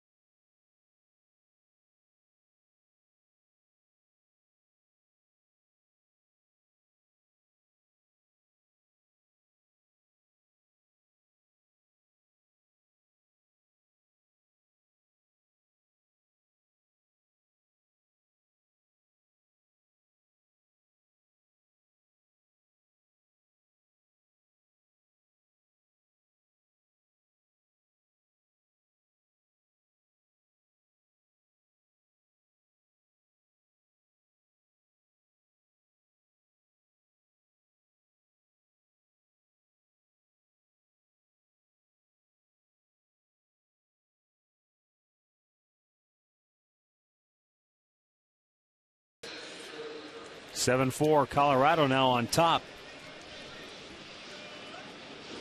And they're still batting here in this 5th inning with 2 down and a runner at second base.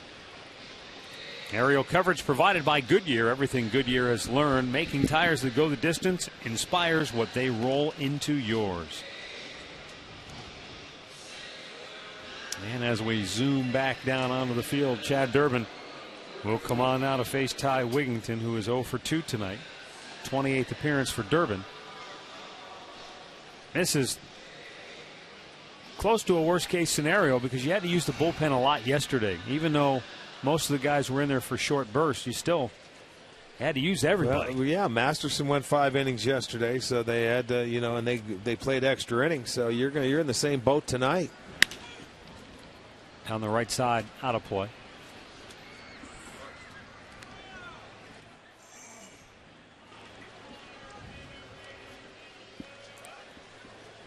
Very disappointing night for Fausto after breezing through the first 4 innings.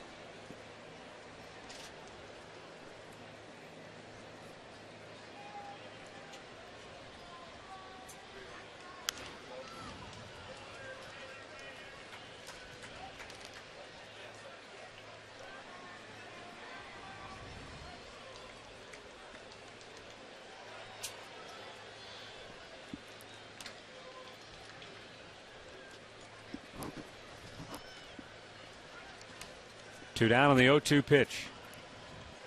Durbin strikes him out to finally end the inning. But the Rockies send 10 men to the plate, and they score 6 times to take a 7-4 lead.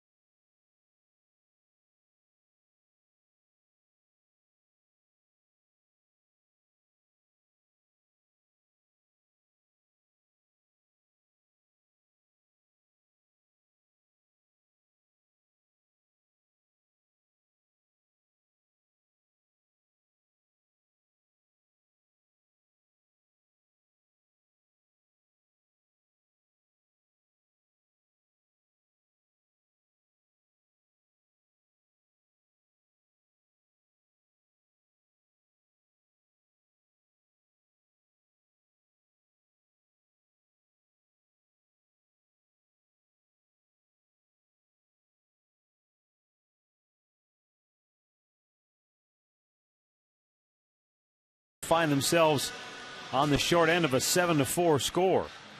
Tribe got 3 in the first on a 3-run homer by Travis Hafner, then a solo blast in the fourth to take a 4-1 lead in this game.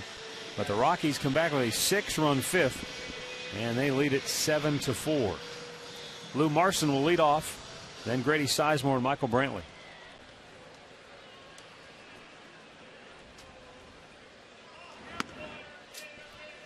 Up high, ball 1.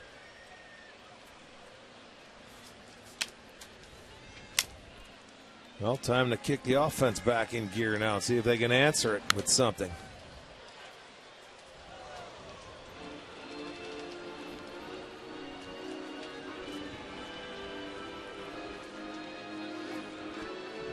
That should be a shot in the arm for Juan Nicasio. The 1-1. He tried to hold up, but he couldn't do it. And now it should be a little easier for him to go to those secondary pitches now. These guys are geared up for the fastball.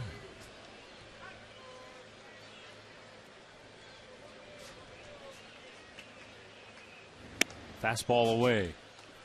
2 balls, 2 strikes. Well, you saw the pitch before that was a slider, 83-mile-an-hour slider that Marson couldn't hold up on, right. Looking for the fastball. That's the value of establishing your fastball, that you're able to get away throwing bad pitches with your slider that it doesn't hang, it does move and get a strike. Struck him out. 5th K for Nicasio. 1 down here in the 5th. Our game recap brought to you by your Northern Ohio Toyota dealers. Travis Hafner's 3-run blast in the first staked the Tribe to the early lead. And then Carlos Santana belted a solo shot in the 4th. But then the Rockies destroyed Carmona with a 6-run 5th inning, chasing him out of the ballgame. Find out about more than 30 Toyota offers available now at buyatoyota.com. Grady Sizemore with a base hit the other way. Well, that's a good sight right there, going to left field. Grady been trying to pull everything recently. Stay on the baseball. There you go. Stops an 0 for 7 for Grady. And brings up Michael Brantley. Well, you can see his head was in there, and he was looking at the baseball there instead of trying to pull off. Exactly. If you look at that film from Grady the last couple of games, he's getting right to the ball, with the bat right to it, and then his head's moving about 4 or 5 inches coming out, and he's not looking at the ball. And he's swinging and missing a lot. And when he stays behind the bat, right, and keeps his head in and keeps it on the ball and watches the ball all the way into his bat, and Grady's a good hitter, but approaching it where you pull your head right at the last second, nobody's a good hitter doing that. I don't care who you are, because you're not going to see the baseball. You're going to swing and miss. Tough to hit what you can't see.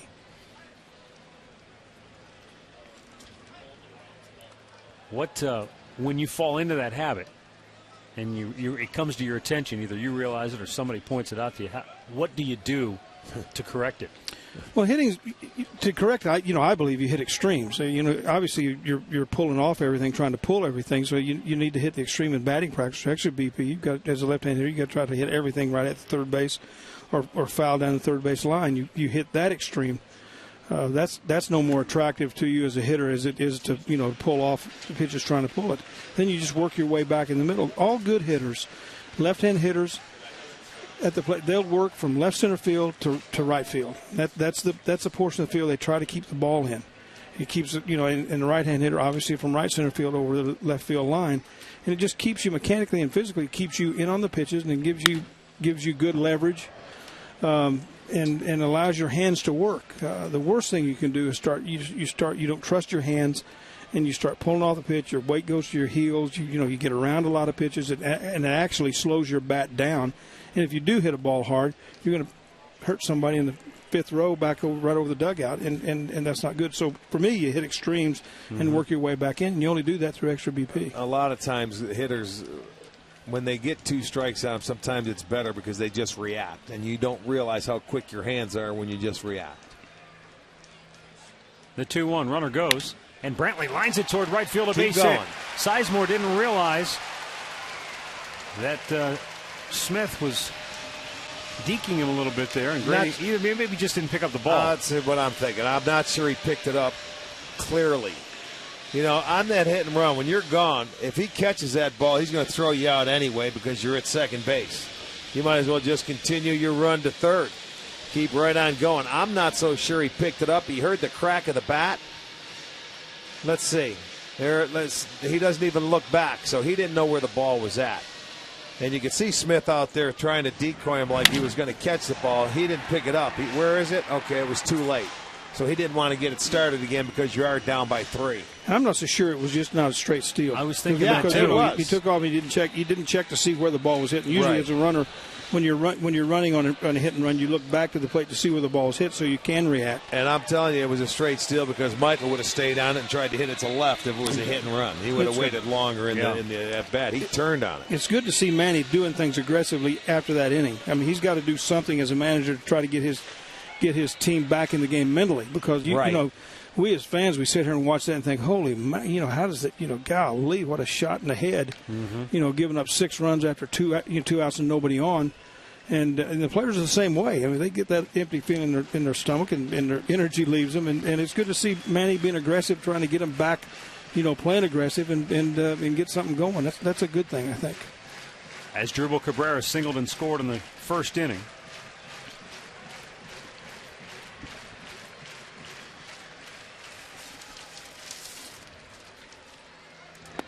And it's outside ball 1 from Juan Nicasio. Now the pressure comes back on Nicasio, where he's got to make a couple of good pitches. You're facing the middle part of the lineup now, and the part of the lineup that did the damage back in the first inning. So they're going to get their bullpen up and throwing in a hurry.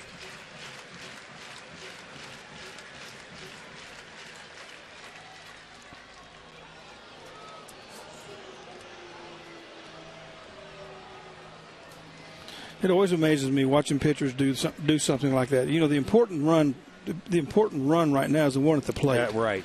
And to sit there and get distracted by the guy at second base, you wonder where in the world the pitcher's head's at. The out that you want to get this guy out at the plate. That's the guy you want to get out. He should be your primary focus. Right. And go after him. The 1-0. So that is not called from the bench? From a manager, where you do that spin inside move? That's not in this, doing that not on their own? Yeah, not in this situation. No, you didn't. You didn't see either fielder break in toward the bag. Right. You know, it'll come from the bench. The bench they give it to the catcher. The catcher will flash the signs. You know, there's a series of signs, different signs you can give to give throwovers and step offs and spin move. And the catcher will give it back out to the pitcher, and the middle infielders will pick it up. And usually the guy that's covering the bag, which is preordained, you'll see him break the bag on a called play. And now the catcher, Inett, is going to go out because he senses something with Nicasio. Well, they're in their four-corner zone D, or the stall tactic. I guarantee he's telling him, we want the guy at the plate. Don't worry about the guy at second base. You got a 3-run lead. It's a 5th inning. We want the guy at the plate. I'm sure Jim Tracy's thinking the exact same thing right now. He's had a total manicure already. It's amazing what you can do, what you can find to do when you're managing, and if things are out of your control. Boy, oh boy, I know it.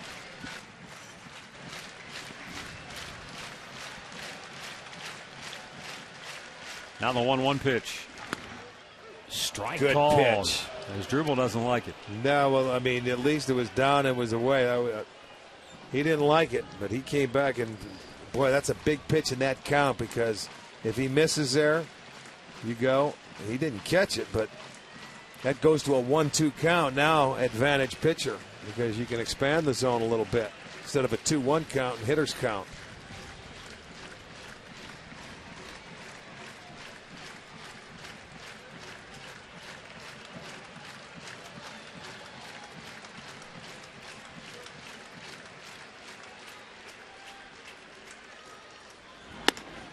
Struck him out with a high heat.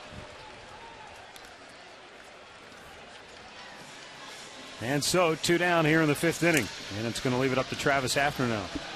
Well, he elevates it a second straight time. You see, it's out of the zone. Cabrera is a very good low ball hitter. He swung at a ball and helps him out. That's the difference in that 1-2 pitch there, or that 1-1 pitch that got called for strike 2.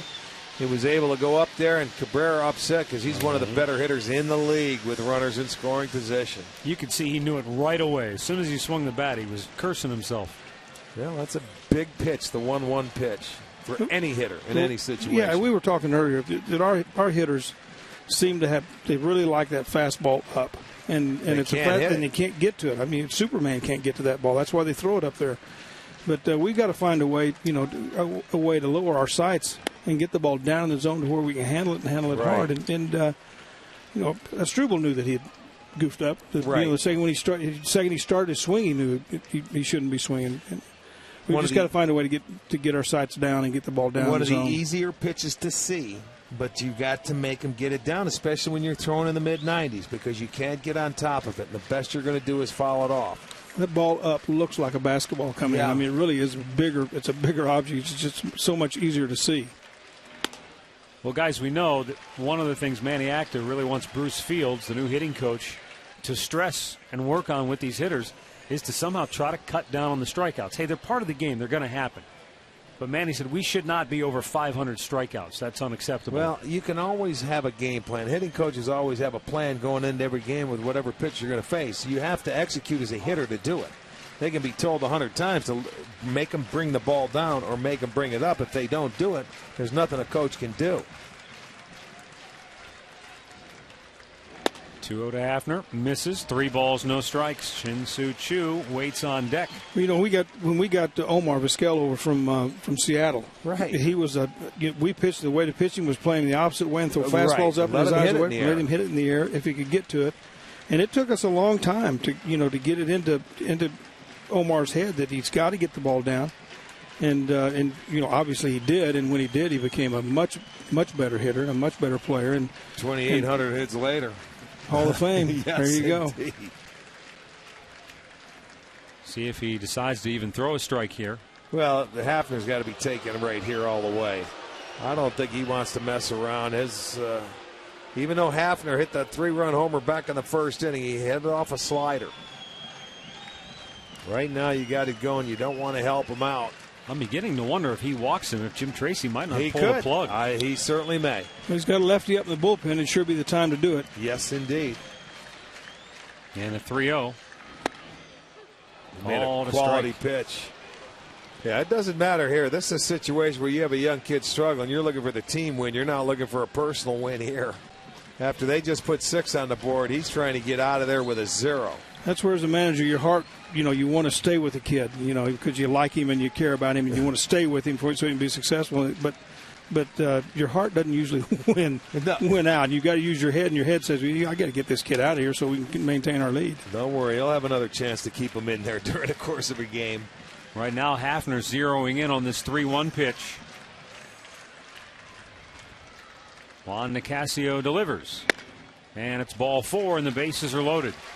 And so decision time now for Jim Tracy in the Colorado dugout, with the left-handed hitting Shin-Soo Choo coming to the plate. Well, he doesn't look like he's going anywhere. Nope. He looks like he's content. He's going to give him one more hitter. No, he's not. No, I guess he didn't. That's just what we thought. He was playing possum. And doing a good job yes, of it. He was. It's the game dictated he had to do this, and he obviously had the guy up ready in time to if they got to this situation, he could take advantage of it. Right. It certainly didn't lend itself to bring him in a hitter later, and facing Santana, the switch hitter, it would not be the right time. So we've got a timeout here at Progressive Field. Bases loaded, 2 down for the Tribe when we come back.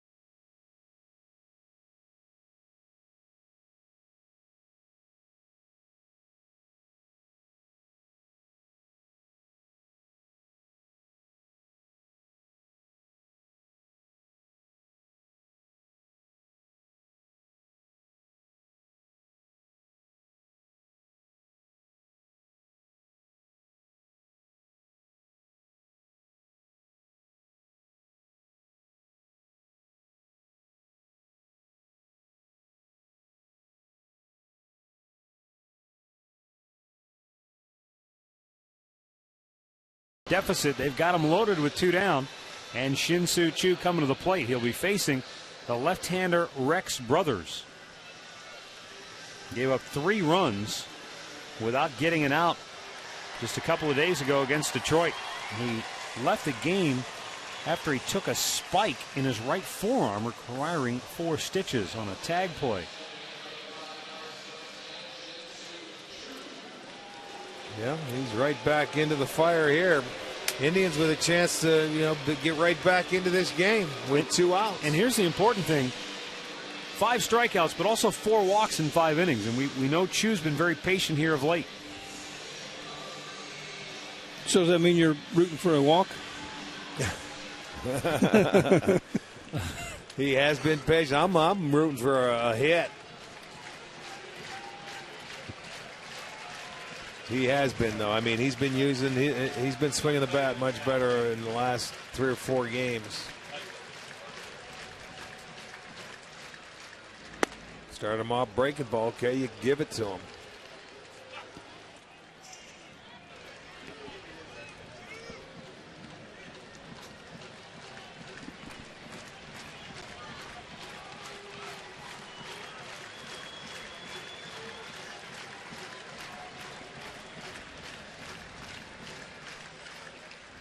Choo with a bloop shot that's going to drop in center field. That's going to bring home 2 runs. Sizemore scores, and right on his heels coming home is Michael Brantley. Now that's what we were talking about, Choo, staying on the baseball. He didn't hit it all that hard, but I'll tell you what, placed perfectly, and that's a big hit. And they respond again. They cut the deficit to 1 run with that base hit by Chu with 2 down here in the 5th. He gets a breaking ball here, and that's beautiful. He almost he was thinking that way right from the start. You could tell just by that swing, by that approach, and he lands it in there beautifully. All right, they come right back. It's a 7-6 ball game and a chance for more. But they respond to the 6-run inning. Now they take a little of that momentum and put it right back into their dugout. That's a good thing.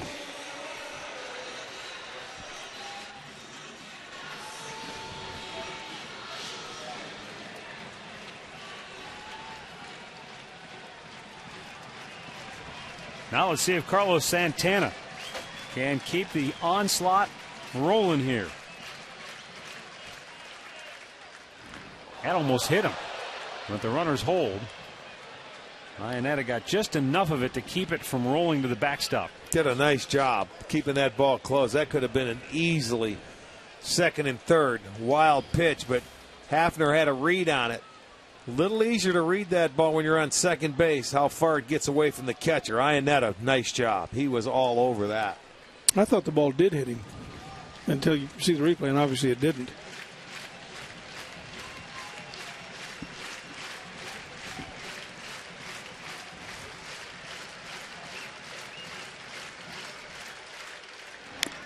Carlos fouls that off his foot. Ouch.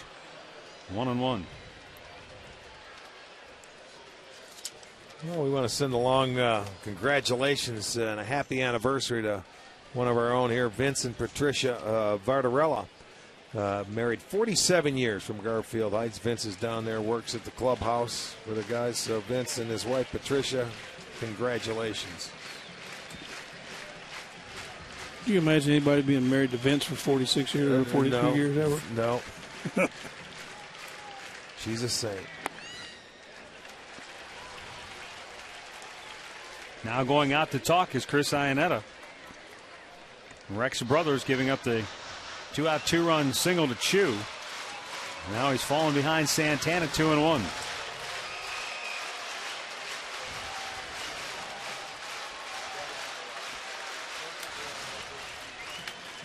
Well, he had the breaking balls to Chu. Chu got the base hit. He's pulling that fastball.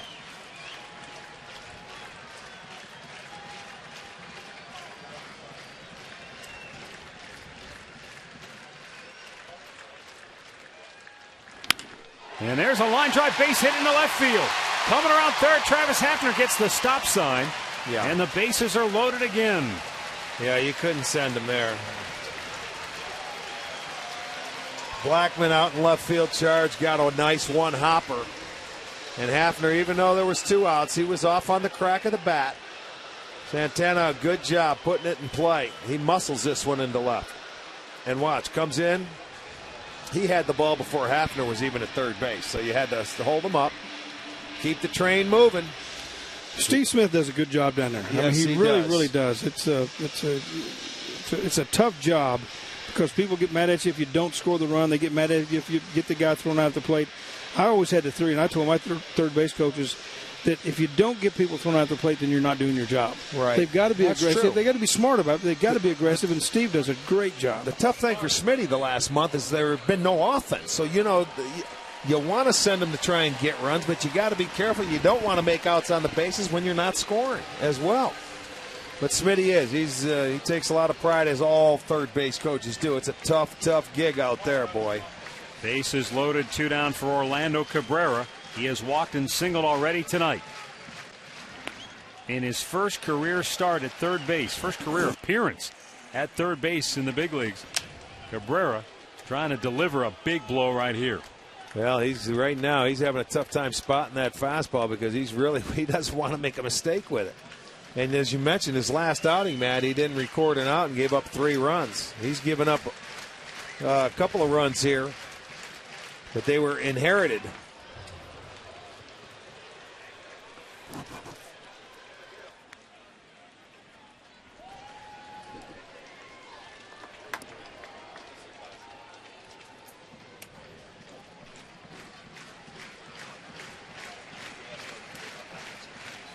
Orlando hitting .299 against the lefties. Trying to poke one through and put the Tribe back on top. Good pitch in for a strike now. Cabrera down on the count. 1-2.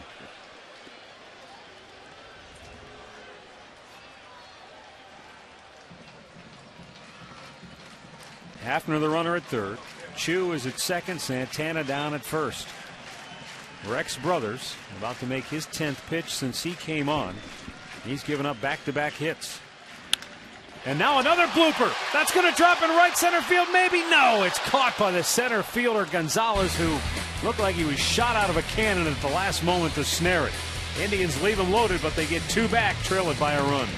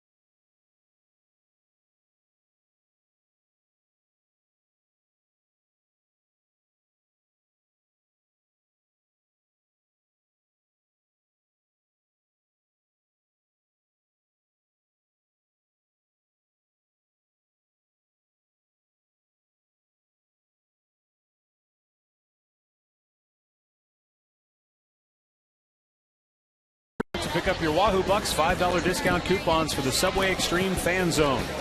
It's the place to be for a chance to win Subway gift cards, Indians fun money, and you'll get great discounts on your next Subway purchase. Subway, where winners eat.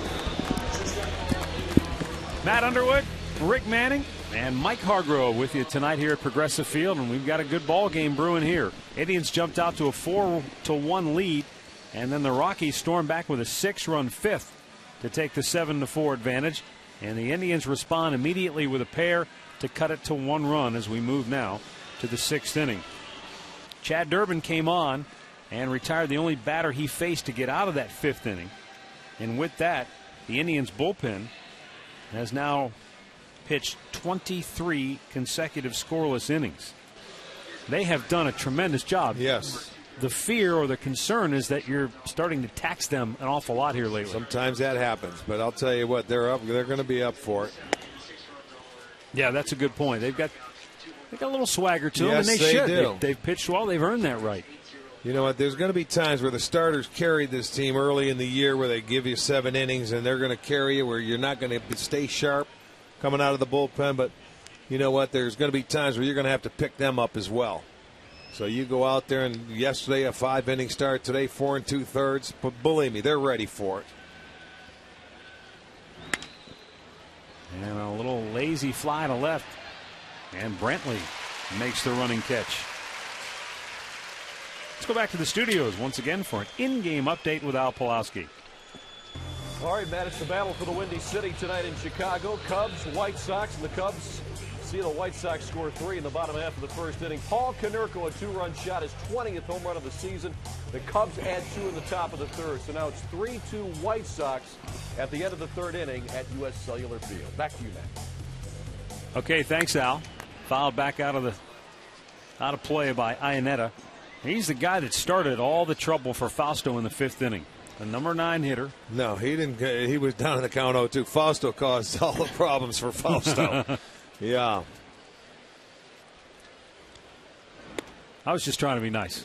Well, I mean, he didn't hit his way on. You're right. That's That's exactly an act right. That's an act that doesn't come off very well with you. I can't fake that. Is that what you're saying? No. Here's the 1-1. And that's a called strike.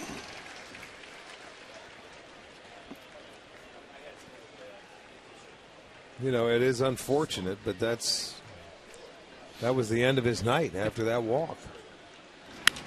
And I thought it was interesting, too, from the manager's perspective, that's the worst case scenario for you. You've got 2 outs and the bases are empty because you're not thinking, well, I'm going to have to get my bullpen up here. Oh, you're thinking, let's go right back into the dugout. Get the 3rd out and let's get rolling here. And before you know it, you've got to make that phone call. And he'd been pitching so well up until that point. Right. Durbin grabs the comebacker, throws him out, 2 down.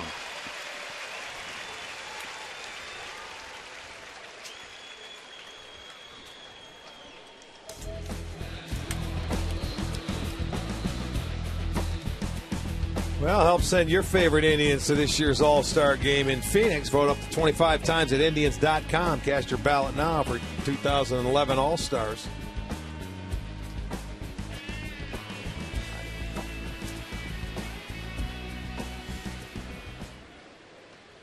Carlos Gonzalez, 3 for 3, 3 singles and 2 runs scored.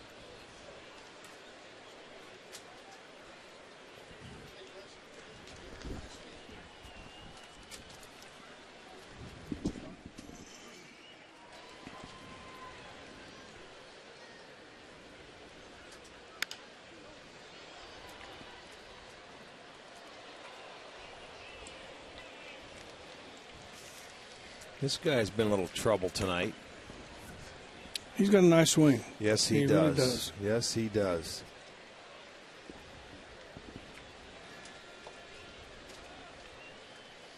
They put him back into that leadoff spot for one reason, to get on base. He's done it 3 times tonight, all by hits, and he scored a pair of runs.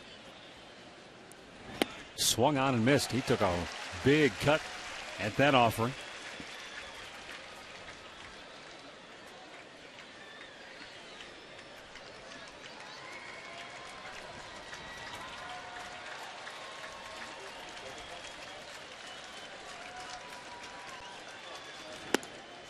Almost chased after it. They're going to appeal, but he did not go, says third base umpire Todd Tishner.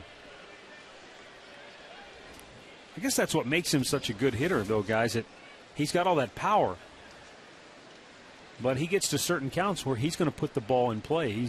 He'll go back to just a line drive, base hit approach. Swung and missed at that ball in the dirt. Marson will have to throw to first, and he does. The Rockies go 1-2-3 for the 3rd time tonight. And we go to the bottom of the 6th, Tribe down a run.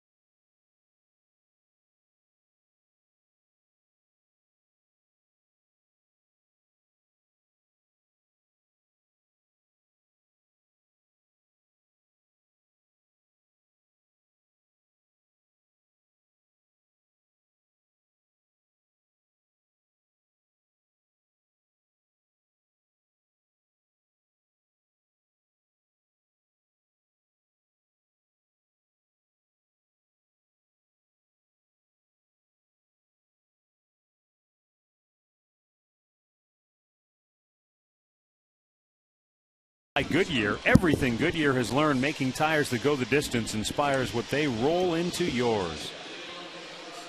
And despite the gray skies and the rain earlier, they're delivering some beautiful aerial shots here tonight. Tribe down a run.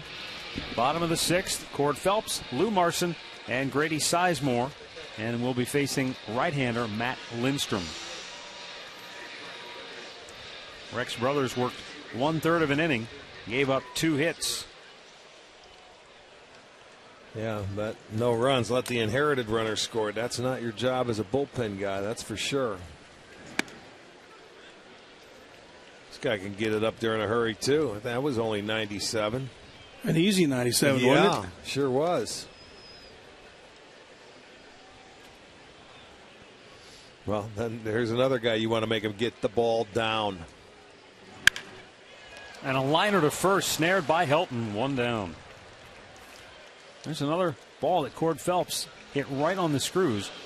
But he's had some misfortune here in this week, hitting balls right at people. You're doing a job. I'll tell you what, you're not upset. He throws the slider after throwing a 97-mile-an-hour fastball. He does him a favor. And Cord, he hit it right on the nose. What are you going to do? I was just sitting there thinking the same thing. He just threw a 97-mile fastball that you couldn't even see. I mean, just bam, and then comes back to an 85-mile-an-hour slider and hits a bullet. It makes you shake your head and think, you know what? What are they thinking? Well, it makes me think. I mean, why would you call that? Because I'm going to trick him. That's exactly. Well, they don't want to get you out. They want to embarrass you. And that right? Pitchers don't want to get you out. They want to embarrass you. Well, I'll tell you what, we've witnessed tonight that there were more breaking balls hit hard than there were the fastballs. Let's put it that way. And, I mean, that should tell you something. And I guarantee you, Cord Phelps wasn't looking for a breaking ball. He was just looking for the baseball, but he happened to get, you react to the slider, he hit a bullet. He did a good job. Chop foul by Lou Marson. If I throw 97, 98 mile an hour, I don't think I even want a slider. I don't want to know how to throw one. If you can locate that pitch, I mean, they're not going to touch it. Although, Mike, we just saw Justin Verlander, who does throw 97, 98 miles an hour. He's in a league of his own. Breaking ball literally puts him in a class all by himself. I mean, you literally watch the game and you're thinking, these hitters really don't have much of a chance. Well, and he says it's his favorite pitch is the curveball, but his changeup was unbelievable when you're throwing 97. He threw 3 strikes at any time for strikes whenever he wanted to. He's in a world of his own. That kind of talent, unless your head blows up, that kind of talent's a Hall of Famer. At 28, he was better than like Nolan Ryan, who used to throw that kind of stuff with a breaking ball, but he didn't command it, and he had good control, as good as Verlander did. I've always liked Verlander. The first time I saw him, I was in Seattle, and he pitched, and my first thought was that if he throws strikes, we're in trouble. He's starting to get it this year because he's not trying to strike everybody out like he once did. He's letting these guys put him in play. Well, maybe not letting them, but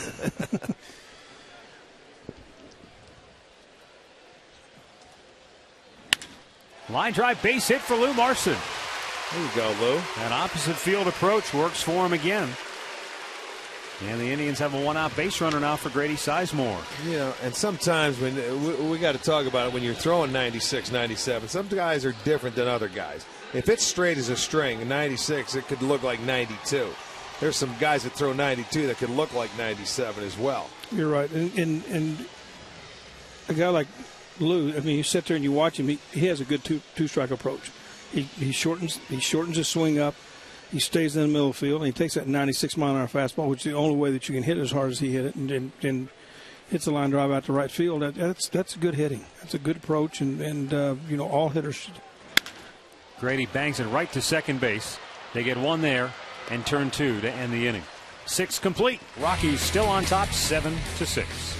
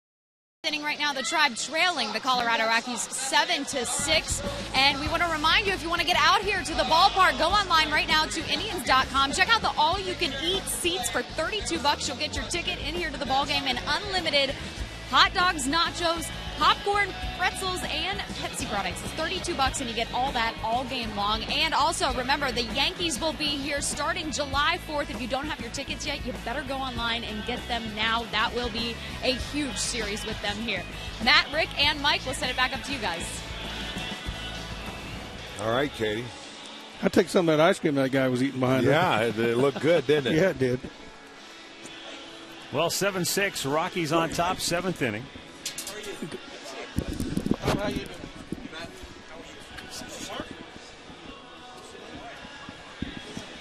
7-6 in favor of the Colorado Rockies. Well, Mike Hargrove is. Mike Hargrove's gone to the bullpen. He's just like he's managing again. Exactly he's right. gone to the bullpen. He's gone to the right-hander, I presume. Bob Costas from MLB Network. Veteran right-hander, fading. How you doing? Getting by only on guile. Good. Came by to see a ball game. Stopped by the booth just really to say hello to Mike, and he used it as an excuse to take the rest of the night off. Yes, he did. He's been waiting for that to happen. You brought your scorecards, I hope. I got nothing. I got Rockies versus Indians. That's as far as I go here. That's all you need. I don't have the maroon shirt. I got nothing. We'll take care of that as well. You were at the Open yesterday, weren't you? Yeah. Okay. Rory McIlroy, what a performance. Unbelievable. Wasn't tough enough for him.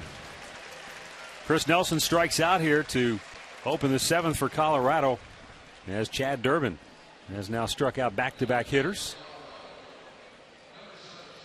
I was reminiscing with Grover about the 95 ALCS and an interview I did with you back then when I was doing radio for the Indians about when Slider fell off of the outfield wall, and you said to me, I wasn't sure what the ground rules were if the ball had hit him while in play. Yeah, I was consulting the league office, and they had not anticipated that possibility. And earlier in that same series, the Mariner Moose had messed up his ankle. Remember, he slid it on the warning track into the base of the wall. So you had both mascots on the disabled list, which changed Las Vegas's entire view of the series. We were trying to get both of them on the DL this year. We couldn't do it. Todd Helton walked and scored. His last time up, picked up an RBI with the bases loaded in that situation. And he's got his second opposite field hit tonight. And it comes with one out here in the 7th inning with the Rockies up by a run. You know, you look at a guy like Todd Helton, and outside Colorado, I think if you ask the average baseball fan at any time during Todd Helton's career, name the 15 best players in baseball, Todd Helton would not have gotten a mention. But when he's done, and when you look at his numbers, he's going to have statistics way ahead of a lot of guys in the Hall of Fame. Now, every era is different, but he's going to have to get some serious consideration. Well, 15 years, and we showed him he's got about 2,500 hits. He has been very solid, 3 Gold Gloves. He's been a terrific player. You know, some voters will discount some of those numbers because of the era in which he played and because of playing in Colorado. But still, you can make a case for him. Troy Tulowitzki has had a good night for Colorado. 2 hits, a single, a double, 3 driven in. As you look at Helton's resume, not to mention the 3 Gold Gloves to go along with the great offensive numbers he's put up. You know, you look at that, it's pretty much case closed, isn't it? Yeah, I know it. Well over 300, 400 on-base percentage. There's a drive towards center. Grady Sizemore will grab that. 2 down. Well, Bob, I know you've been very opinionated and outspoken about some of the nonsense that's gone on in baseball with the steroids and the performance-enhancing drugs. And, of course, Manny Acta is going to come out and make a pitching change, just as I posed this question to you. Oh, they're going to let us stay right here. Okay. Manny Ramirez, I asked Mike Hargrove what his thoughts were on Manny Ramirez, and disappointed in the way his career came to an end. But he said, of all the steroid-era players, I would definitely vote him into the Hall of Fame. What's your take on that, and where are you? Well, I would definitely respect Mike's opinion because obviously he managed him and he knows the game inside and out. There are a lot of people who will discount not Manny's numbers entirely, although he was a steroid guy, and you can speculate how much of his career involves steroids, but also he was not a good defensive player, he was not a good base runner, and he was often a lousy influence on teams. He flat quit on the Red Sox. He had some incidents elsewhere that were very dubious. So all of the intangibles work against him, but the numbers allow you to make a very strong case for him. Yeah, and Mike said he's probably one of the best right-handed hitters he's ever seen. And, and there for a time, not only here in Cleveland, but also when he went to Boston, especially in some of those early years with the Red Sox, he was the best right-handed hitter in all of baseball. Sure was, yep. Pitching change here. We've got left-hander Rafael Perez coming on for the Indians to face Jason Giambi, who hit a 3-run monster homer and back in that 5th inning. You get a look at the numbers for Rafael Perez, and we're going to give Bob a chance to answer our AT&T trivia question. At the right time. I'm on the spot now. Yeah, we'll help you out if we can. 3 players in Major League history have had 100 or more extra base hits in a season twice. I'm going to say the guy that just made it out, Tulowitzki, for 1. I'm going to say Stan Musial. I was thinking a lot of doubles Stan and Musial. triples. I was thinking Stan, and maybe I know Albert did it once. How about Todd Helton? Pujols? No, I was going Albert Bell, but I don't think he did it. He twice, did it once. He did it once. Got to go Garrett Klein, Todd Helton. Wow. There you go. That's Chuck 100. Klein with the Philadelphia Phillies in the early 30s. They played in a tiny little ballpark, and if you look up kind of the history of baseball, the early 30s, the entire National League hit 300 one year. Oh, they did? The whole league hit 300. Well, see, he knew that one. I didn't know that one. I would have had to consult with Mr. Feller, and he is no longer with us because he started, in 36? You know, I'll never forget seeing Bob Feller at Cooperstown the year before he died, and he sat down and he did an hour-long interview with us for the Baseball Network. And his wife, who was so understanding, and, Bob was such a feisty guy, and Ann was telling me that, we just had the guy out to the farm to look at the furnace, and Bob was arguing with him about the warranty. And the guy said there's a 10-year warranty, and Bob wanted a 15-year warranty. And I said, Bob, you're 90. What difference does it make if you have a 10-year or a 15-year warranty? And Bob said, no, damn it, I want 15 years. He got it, too, I bet. Jason Giambi looks at a ball outside from Rafael Perez. Bob, you've covered everything. The NFL, the Olympics. But what is it about baseball? I can tell anybody that watches you can tell that's truly your passion. It really is. I think it's the best game for a certain kind of announcer. The history matters. You can be conversational. You can do what we're doing here, calling the game, but also exchanging opinions and stories. And it's the game that I most enjoyed when I was a kid. And I think, although there obviously have been wonderful announcers in every sport, if you made a list of the 20 greatest announcers, a disproportionate number of them have primarily been baseball announcers. I just think it's the nature of the game. Very good. And you still do the MLB Network with Kitty Cat. Yep. That's great. We get a chance to see you on, Thursday nights? Not every Thursday night. I have a man of leisure schedule, but every now and then I'm Which there. is okay. You're entitled to that. I got to work it around my NBC stuff. Well, those of us who reside here and call this home know that Cleveland is the best location in the nation. But what is it that has specifically brought you here to Cleveland? Well, I'm visiting some friends, including Harry Weltman, who at one time was the general manager of the Cleveland Cavaliers, prior to that of the New Jersey Nets. But I first crossed paths with him when he ran the old Spirits of St. Louis in the ABA, and that was my first job out of college. I was 22 years old, and I was their play-by-play announcer in the mid-'70s, and Harry and I have been friends ever since. And you grew up in St. Louis, right? Now, I grew up on Long Island, but right out of college, I went to St. Louis in 1974, so it's almost like it's my second hometown. Gotcha. And we're very shook up there about Albert Pujols. How about that? Yeah, we showed the clip earlier tonight. It was that's something else. He just had bad breaks this year all the way around.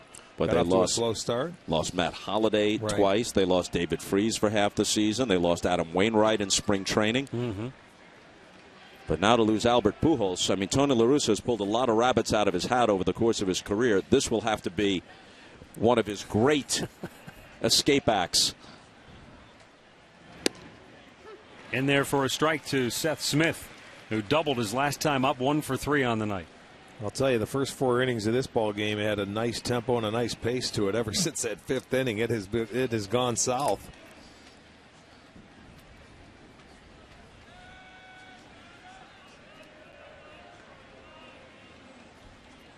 Perez delivers, and the 0-1 misses down low to even the count at a ball and a strike. You know, Rick, you mentioned Jim Cott in terms of the pace of the game. One year in the mid-'70s, I think it was 1975, when he was pitching for the White Sox, he pitched 8 games that lasted less than 2 hours. Well, I remember he used to get the ball, and it was here, and here you come. I mean, you had to call timeout if you wanted to even step in the box and see it. Now, when your partner Mike Hargrove was the hitter, then you had a clash of styles, right? Yes, indeed. Yeah, the one guy who, as Vin Scully liked to say, pitches like he's double parked, and the other guy who was the human rain delay. Right. Oh, boy. Yeah, that would have been. I would have liked to see a matchup like that on television right now, because one would step out and one would be ready to go. Rafael Perez, meanwhile, 1 strike away from getting out of this inning and keeping it a 7-6 ball game. Tribe down a run, hits even at 10 apiece. Rockies threatening, though, with 2 on and 2 down. By the way, I still think Jim Cott should be in the Hall of Fame. Boy, almost 290 career victories, right. 16 Gold Gloves, exactly. A great hitting pitcher, almost 40 homers. He was terrific. Would he spend 26 years? Weekly tap by the mound, charging hard. Cord Phelps, off balance throw, not in time, and the bases are loaded for the Rockies. Well, Phelps did everything he could. Well, yeah, nothing you could do. He topped it, got it past Perez. You make the play, it's going to go as an infield single. Not a bad pitch by Perez, but you put it in play, good things can happen. Here comes Phelps, gets rid of it, just not in time. This is the game of 2 outs, 2 out runs. You know, that play also illustrates why so many infielders will take the chance with the bare hand grab, because in a lot of cases that's the only chance you really have to get the runner. But Phelps, a rookie, still probably working on some of those nuances. Ty Wigington with the bases loaded, and Marson with a good job to block that ball. Wigington 0 for 3 tonight, struck out his last time up, and that ended that 5th inning, in which the Rockies sent 10 men to the plate and scored 6 runs to take the lead.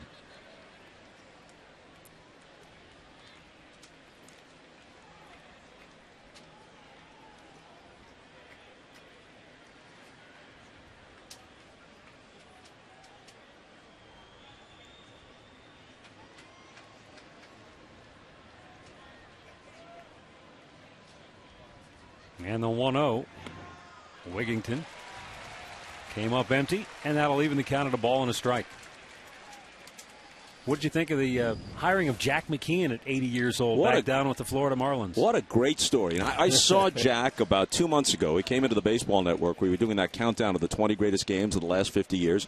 And his Marlins were involved in one of those games, the Steve Bartman game against the Cubs in 03. And I couldn't believe how great Jack looked and how, sharp he was at age 80. So if anybody can do it, he's the guy who can. No question about it. And he's had a history of being able to step in and whether it be right the ship or just try to hold things together, he has that magic touch. Oldest big league manager, with the exception of Connie Mack. And now Lou Marson going to go out to chat with Rafael Perez. Well, Perez having a tough time with his slider tonight as far as throwing it for strikes, so they certainly want to get on the same page. He's behind in the count. No room for error here. Bob, what do you think about the potential for realignment? There's been a lot of talk about, potentially just going to 2 leagues once again.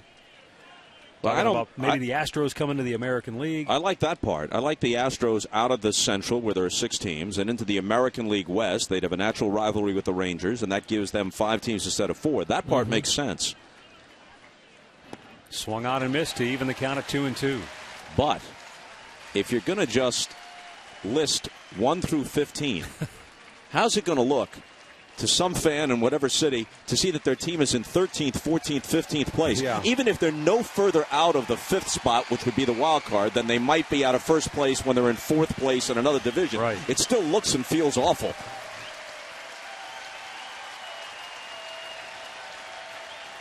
Bases loaded, 2 down, 2-2 pitch. Hey, struck him out. Rafael Perez gets out of the jam, and we've reached the 7th inning stretch. Bob, thanks for stopping by. You, we Matt. appreciate it. Bob, thank you, nice Rick. Bob you. Costas see you, from too. the Baseball All right. Network, 7-6. The Rockies.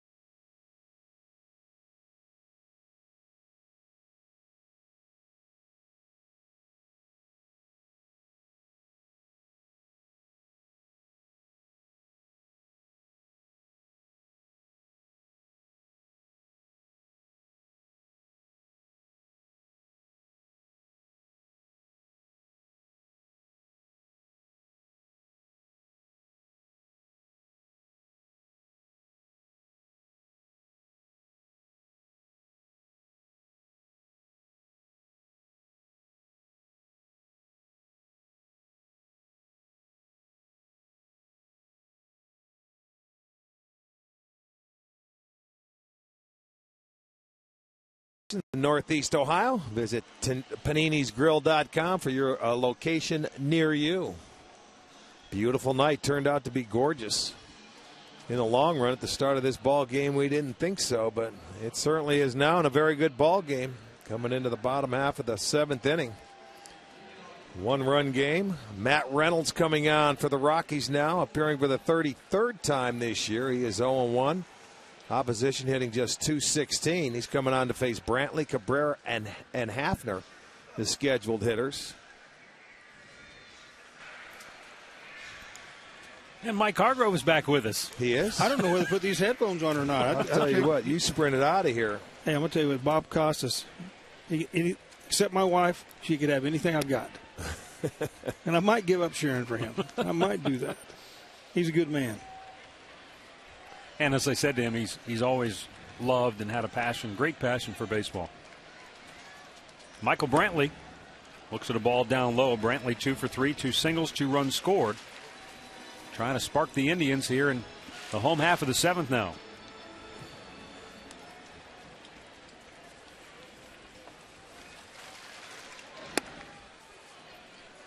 I did an interview back in Detroit, back when we were playing, with Bob Costas, before he was Bob Costas. And I came away from the interview thinking, God, that guy did a really good job. He's really a nice guy. Yeah, he's a fan. He's a historian. He knows a lot about the game. Really he doesn't forget, boy. He has a way of presenting it all that makes you feel real comfortable.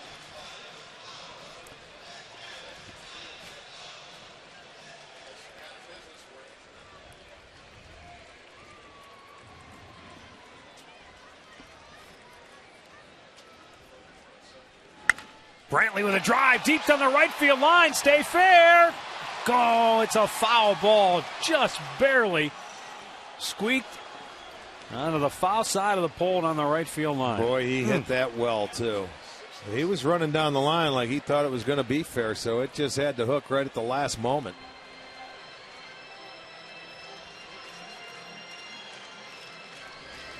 I mean, you look at it from our vantage point, that's what we were looking at. A few feet foul. Very close.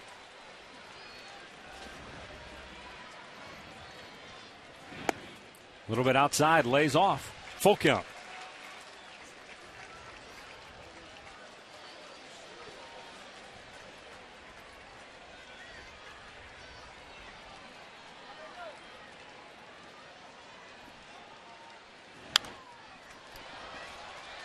And it stays 3-2 for Michael Brantley.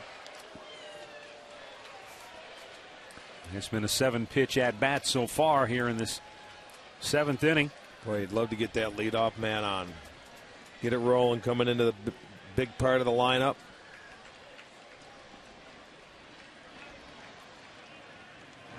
Got him looking. And Brantley,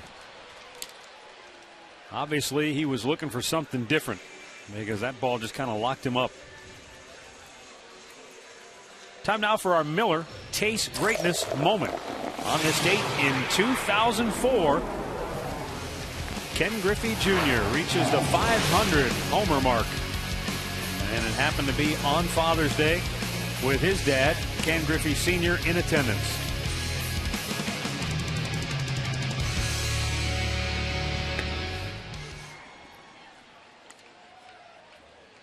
Of course, the thing I guess, Rick, I always remember about Griffey getting to 500 was he almost got it here. Right. But Cliff Lee doinked him with a pitch. Sure did. On his coconut. Yes, he did. I think he had hit one. Didn't he hit 499 here? Yeah. Getting doinked in the head will have a way of shutting you down. High fly ball, right field. Smith makes the catch, 2 down.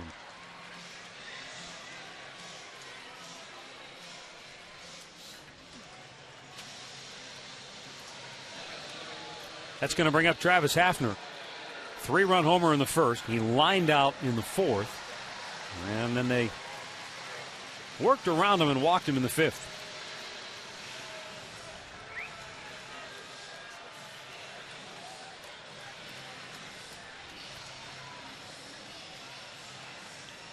Special birthday wish goes out tonight to our fantasy camp buddy, Bert Storr. He is one of the Iron Men of fantasy camp. Oh, yeah, Bert. Catches every inning of every game. Is it his birthday? It's his birthday tonight, Oh, yeah. Happy birthday, Bert. Another one we talked about was Gary Bell. Was sent in a hello to you guys. He's getting us down in San Antonio, Texas. By the way, did he ever clean up your place down in Tucson that he used? No, he went down there for 3 of his friends. Yeah. And I get a bill from the people who watched our place for a cracked window and a screen door that got blown out, and beer bottle caps all over the patio. They must have been hitting golf balls inside the house. I was going to say, are they working on their short game? I think they were. Gary Ding Dong, yes, he was. And I know you're listening down there. Just put the check in the mail to Grover. 1,000 will be fine. 1,500. 1,500. Yeah, that's right. Interest. Hafner down in the count, 1-2. And he's out looking.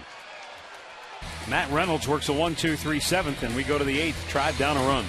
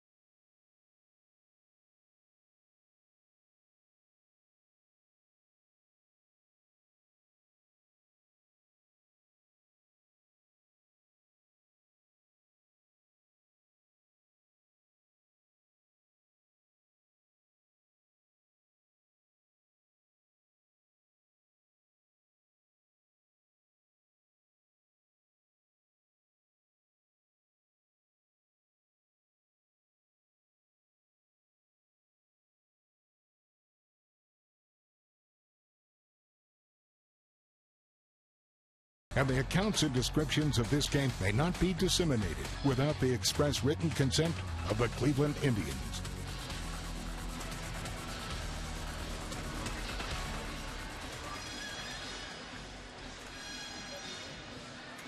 (7-6). Rockies on top as we go to the 8th inning. And Rafael Perez will stay on to work to left-handed hitting Charlie Blackmon.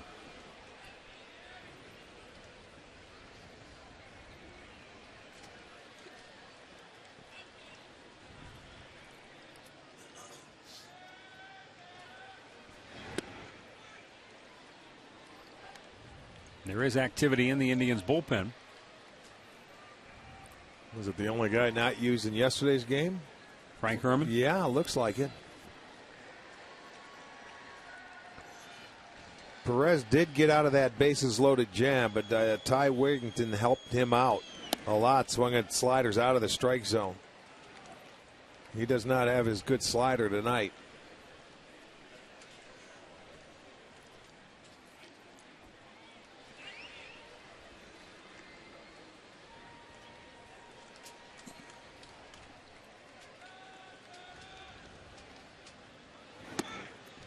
Pitch was up high. He was squaring the bunt, and Orlando Cabrera was charging in at third base. Just pretty much taking it all the way, I believe. He wasn't going to give in. He's going to make him get in the strike zone. Right now, if you're Blackmon, you might as well take two.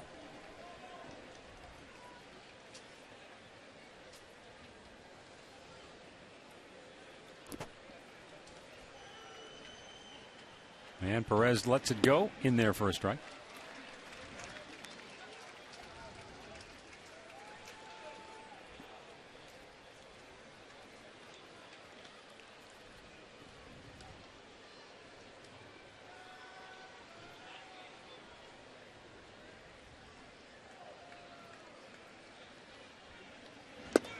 Takes another one, as you pointed out he would. Yep. And it's a full count. Make him work, make him throw 3 strikes. If you're that guy trying to lead off, you have the lead.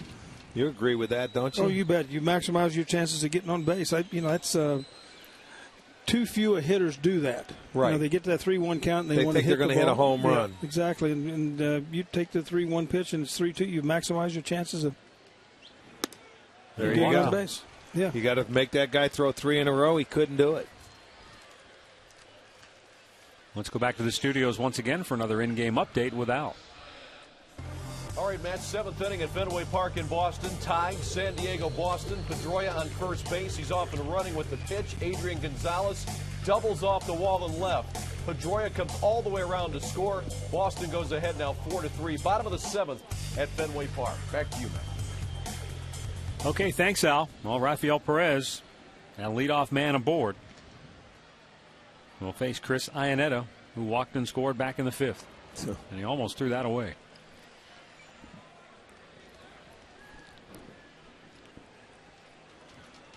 Now, he's the one that put him there. He's not off and running. He's got to concentrate on getting an out here. Keep it a 7-6 ball game.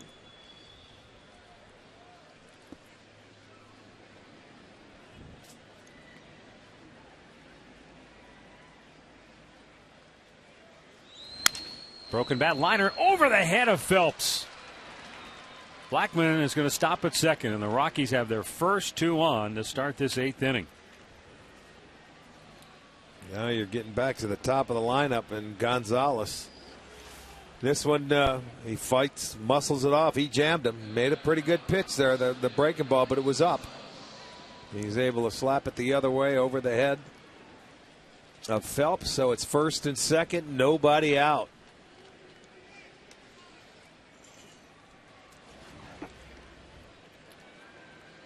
You're kind of in a tough spot here as a manager because you've got 2 men on, nobody out, a 1-run ball game.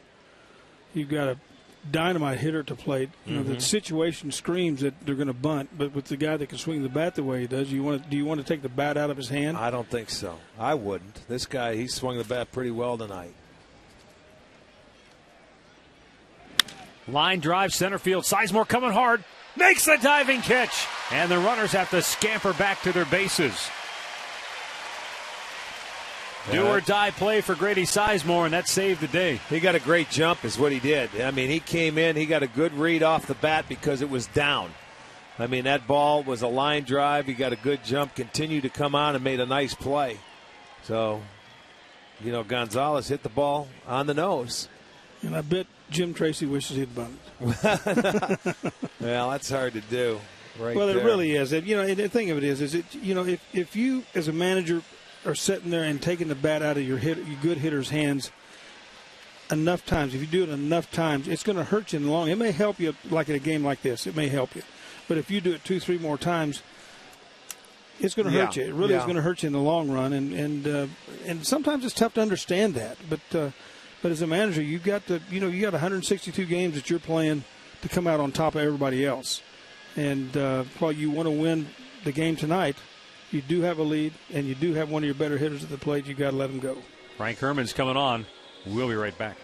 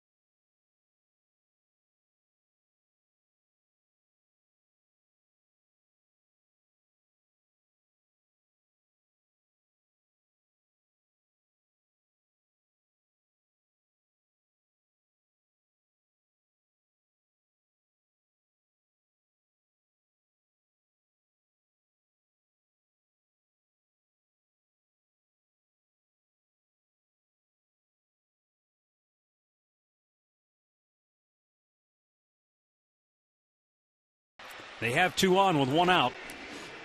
Chris Nelson coming to the plate, right-handed hitter, and Frank Herman into the ball game for the Tribe. He was the only bullpen pitcher who did not work in yesterday's game, but he was up and had the Indians not scored to win it, he would have been coming in. He was fired up. Yeah, you're right. He was ready to come on for the 12th. I think it was the 12th. Uh-huh. But he's in here now in the 8th with 2 on and 1 out. And he's going to go through the big part now. You got Nelson, the second hitter, and Helton on deck.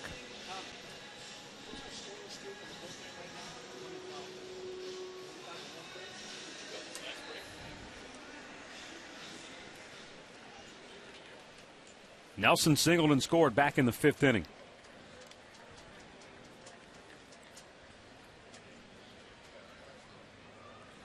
Man, that ball sailed up and away, or up and in, I should say.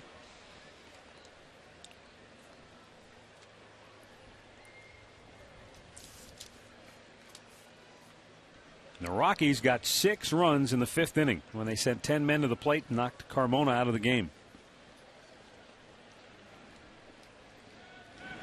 Swung on and missed. They left the bases loaded in the 7th inning when Ty Wigington struck out to end that frame.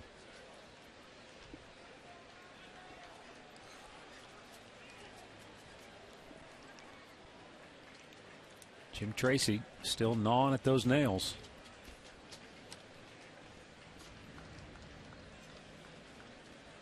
Herman's 1-1. Snap throw to first. Oh, they had him, but he threw it away. And coming around third, Blackman is going to score.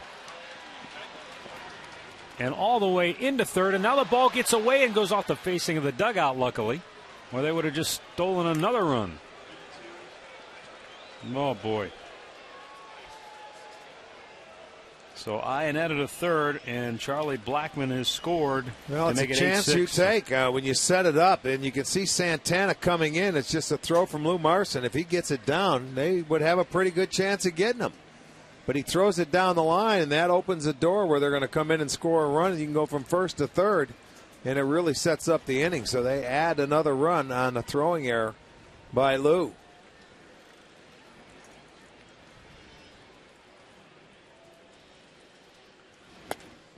And he just struck him out. 2 down.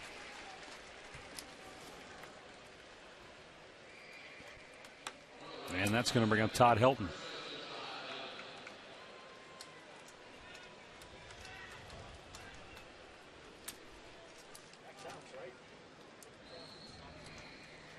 Isn't that something that's how the bullpen scoreless inning streak comes to an end? On something they technically didn't have any control over, a throwing error. But they went 25 1/3 without allowing a run to score before that throwing error brought Blackmon home.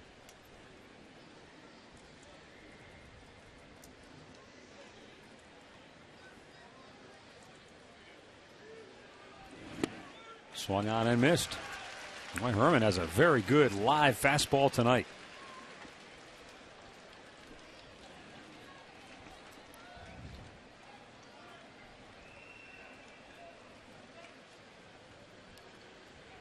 Two-strike pitch. Ooh. Okay. Let's take another look. What do you think? Well, let's take a look at it and see. He's going inside. Oh. Well, Lou's holding it for him to show him. It's hard to tell from that angle. Down low.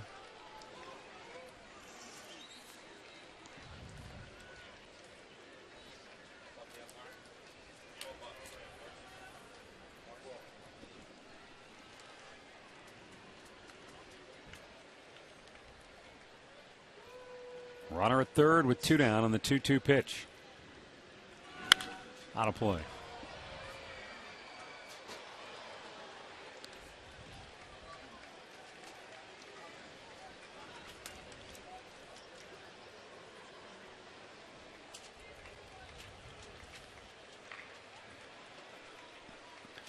Rafael Betancourt, former Indians right-hander.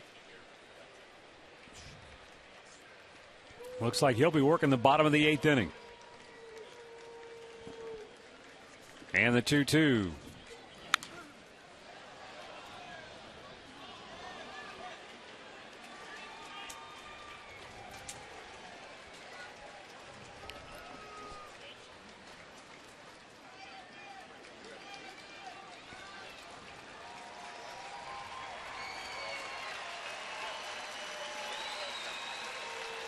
Runner at third, 2 down, 2-2 pitch. And again, it's fouled back.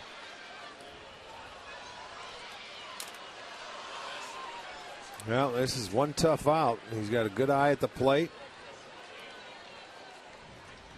And he's going to definitely make you work. A 323 lifetime hitter.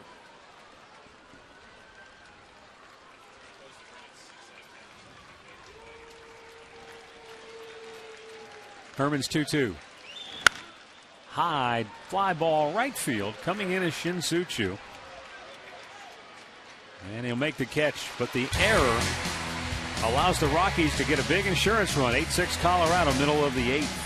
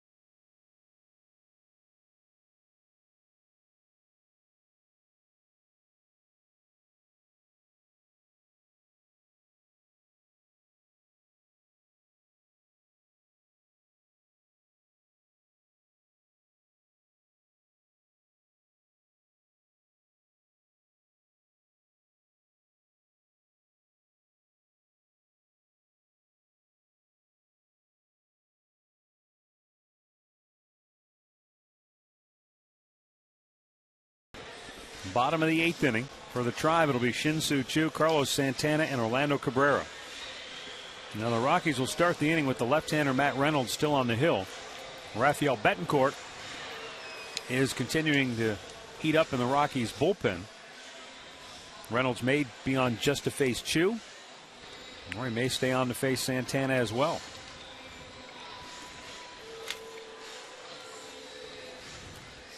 Choo got a huge 2-out, 2-run single back in the 5th that cut the gap to 1 run.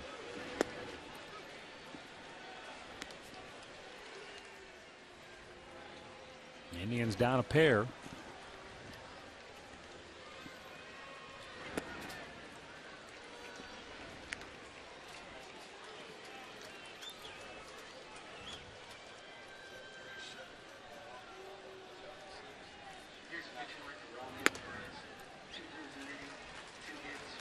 Two balls and a strike.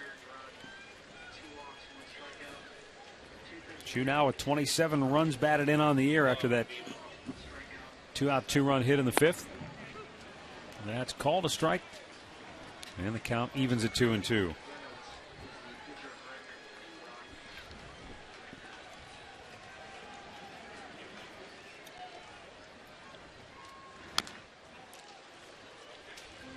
Usually Monday nights aren't the big party night of the week, you know. But got a note here. Brian and Kirsten Onakite are having their bachelorette party here at the ballpark tonight. They got a whole slew of people with them. Choo with a bouncer to second. And Nelson throws him out. Tonight's box score is brought to you by your Northern Ohio Hyundai dealers, introducing the Hyundai Assurance Trade-In Value Guarantee. Hafner's 3-run blast in the 1st had the Indians on top. Santana's solo homer in the 4th made it 4-1. But the Rockies had that big 6-run 5th inning. And they've added an insurance run here in the 8th to lead by a pair. Carlos Santana, 2 for 3 on the night.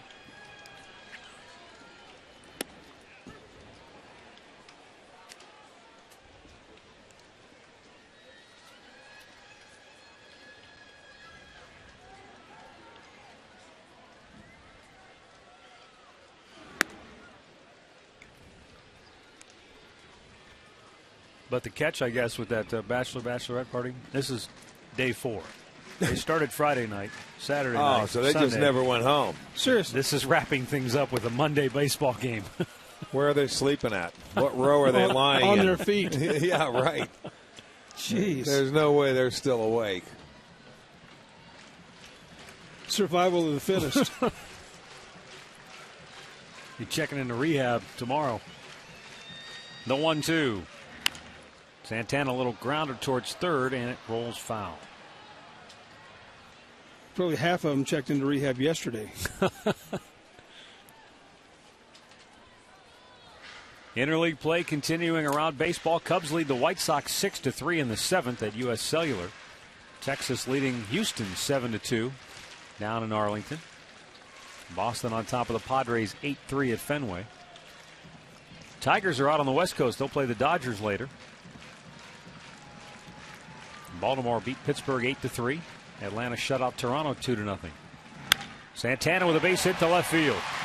And the Indians will bring the tying run to the plate here in the 8th. Yeah, and that's probably going to do it for this left-hander. But Santana gets his 3rd straight hit. He hung him a breaking ball, and he laced it into left field. Well, there's a pitch, gives him a little swinging room, and there you go. Hit number 11 for the Indians, and the 3rd for Santana. And that's going to do it for the left-hander. We've got a timeout here at Progressive Field. Rockies lead it 8-6. Former Indian Rafael Betancourt coming on to face the Tribe when we return.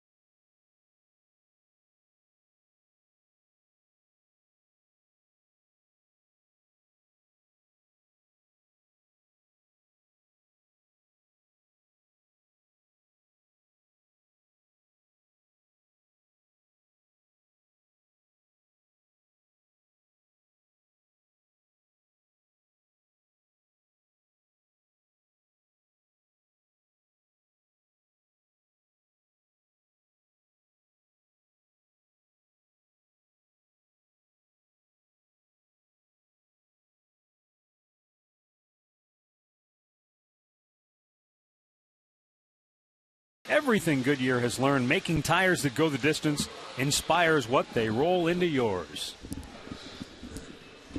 And it has turned out to be a very pleasant evening in downtown Cleveland.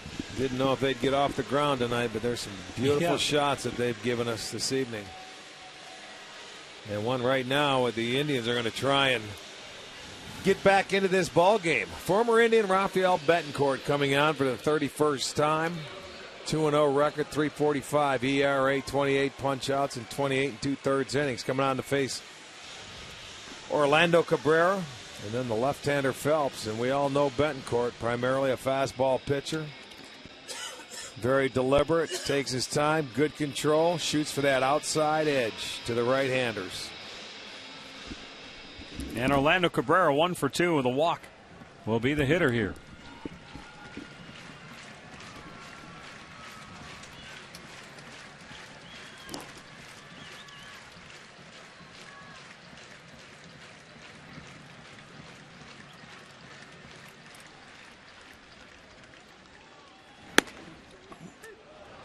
Oh. Wow. See, I think because Orlando tried to duck that pitch, he gave him the call. That ball was high, and then Orlando tried to duck it to help him out. See it go straight down? Definitely high. Well, yeah, but I think him going down may help that umpire make the call.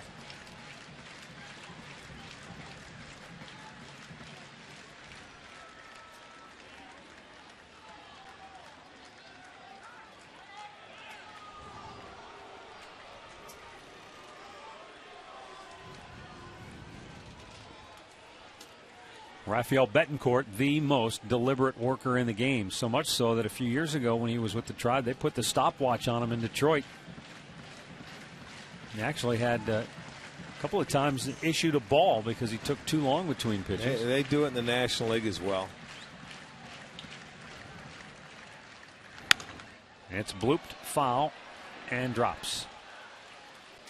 Send along some birthday wishes to Harold Snowberger of Kent, who is turning 90, and Vince Bradley down in Fort Myers, Florida, turning 50. Happy birthday to everybody.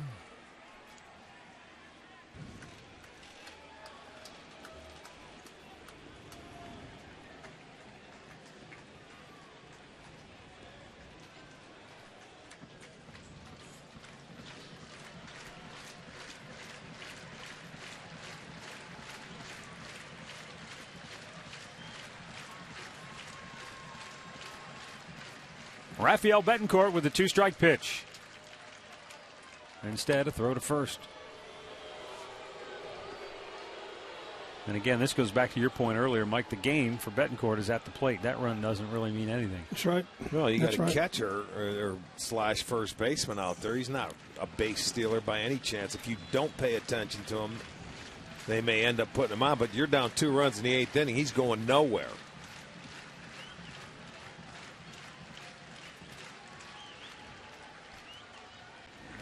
There's the slider. Oh, now he came. Okay, that was a pretty good pitch there. But I think that might have been a makeup for that fastball. That, to me, was a slider that looked like a strike, where the first fastball was high. That was a ball. Okay, we're even. Now it's 1-2. Yeah. Wow. Hitters need to adjust to umpire zone. When it floats like that, you don't have anywhere to go. Runner goes on the 1-2 pitch, and Cabrera pops it up. Foul, and this will find the seats.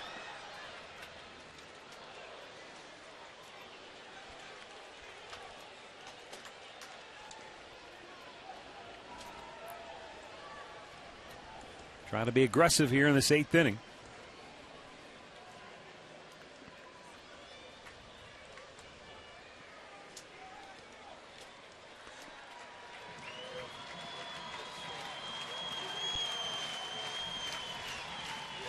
And once again, Rafael Betancourt looks into Chris Iannetta.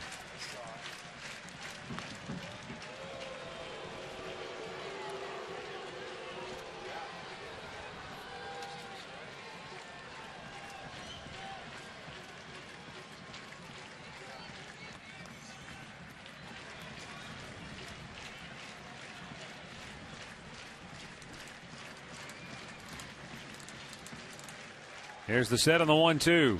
And he goes again. And it's a swing and a miss. 2 down, runner into scoring position. Santana with his 3rd steal on the year.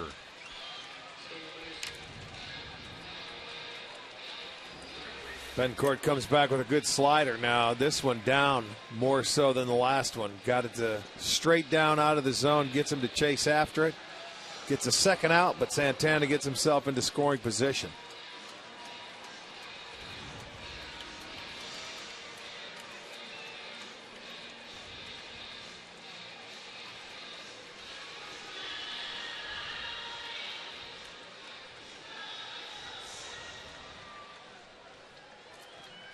Cord Phelps 0 for 3.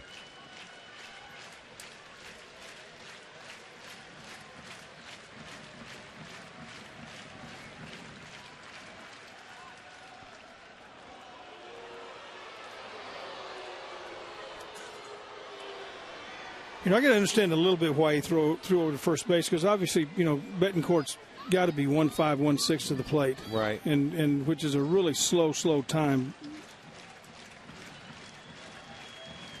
So I can understand him going to first base with it. I don't understand the spin move, because the out he wants is at the plate. Out of play on the left side. Yeah, even if he, with the infield back, even if he steals third, it doesn't matter. There's 2 outs. You want the hitter. Exactly.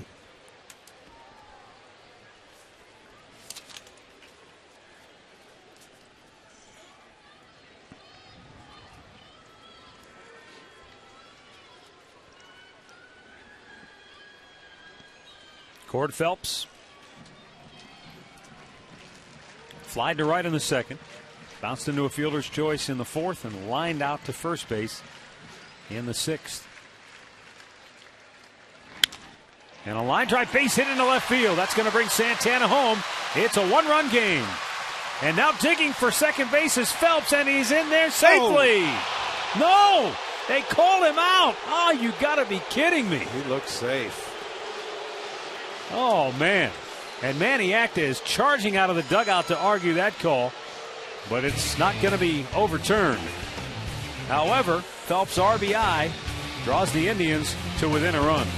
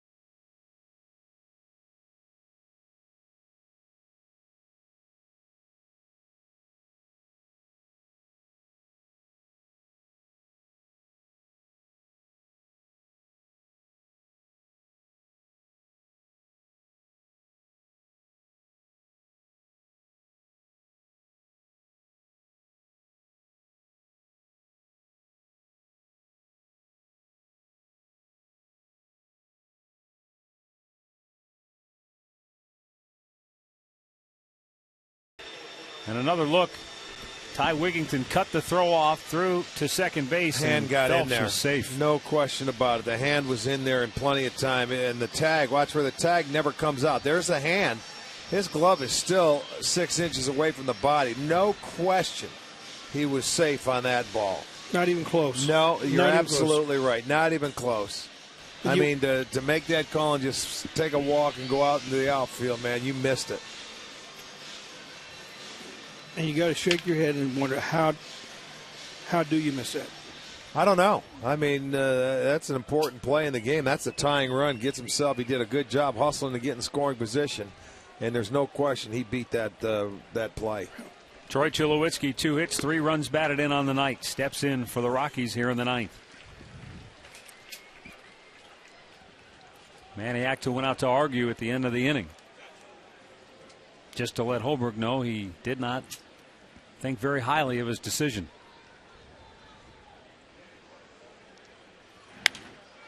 Popped him up foul. Might be playable here. Santana over to the seats. And it just moved about 2-3 rows in on him.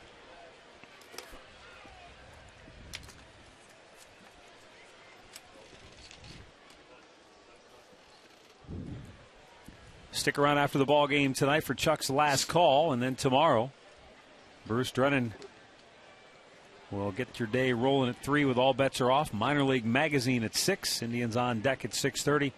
And then it's game 2 of this 3-game series between the Indians and the Rockies. Swung on and missed. He threw it right by him. Frank Herman showing a very good fastball tonight. Well, he comes right at him. He challenged him. He went with the fastball, and he wins. Hit it. And Tulowitzki did not.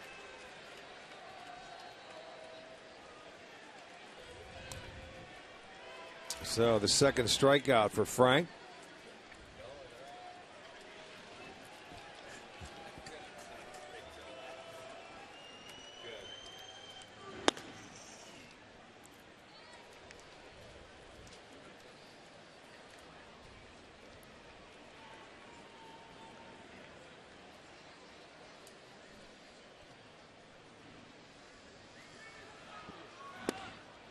Giambi's home run back in that 5th inning was clocked at, 440 feet, I think they told us? It was a long one. I don't know for sure. Very rarely do you see Grady Sizemore take about 2 steps and just stop running. I mean, that's how far it was hit. It wasn't even close to being a playable.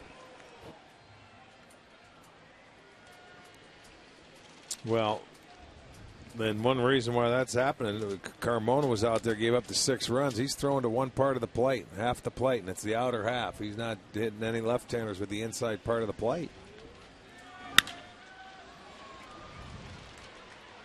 Brantley charging over, and he's got room to make the catch.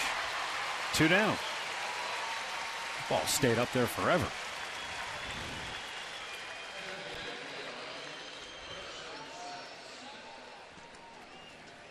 Right after the ball game, we've got the Conrad's Tire Express and Total Car Care postgame show here on STO. Conrad's, home of the lowest everyday tire price guarantee.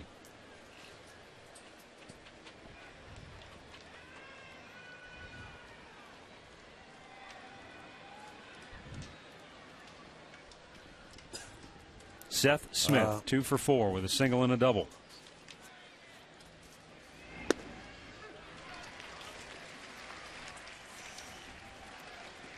Looking forward to the bottom of the 9th. You got Lou Marson and then Grady Sizemore and Michael Brantley.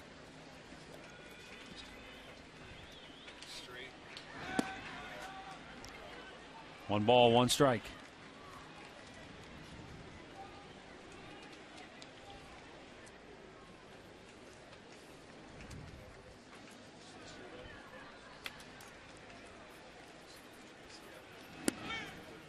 And it's low. 2 balls and a strike.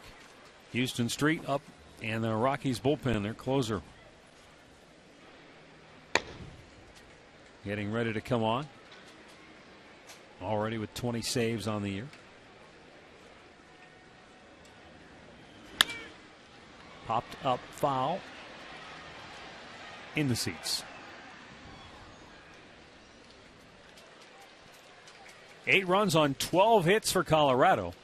7 runs on 12 hits for the Indians. But right now, that one error on the board for the Tribe is looming very large.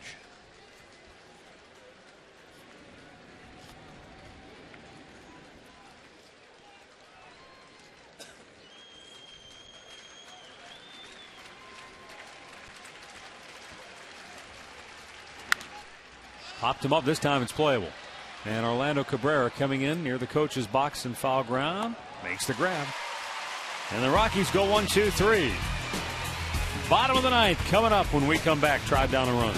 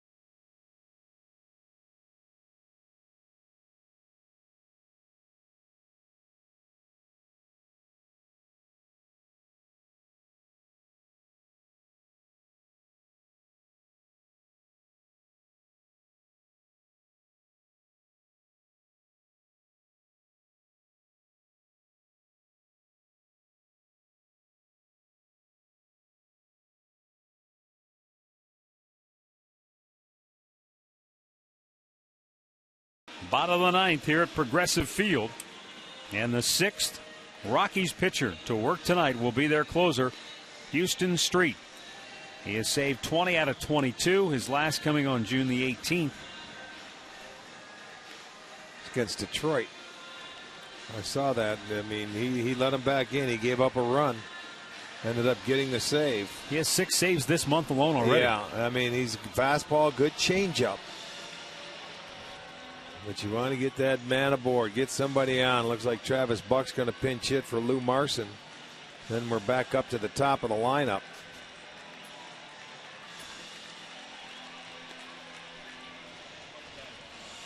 Now Travis Buck has been mired in a lengthy slump. 0 for his last 20 at the plate. But he will hit for Marson here to open the bottom of the ninth inning.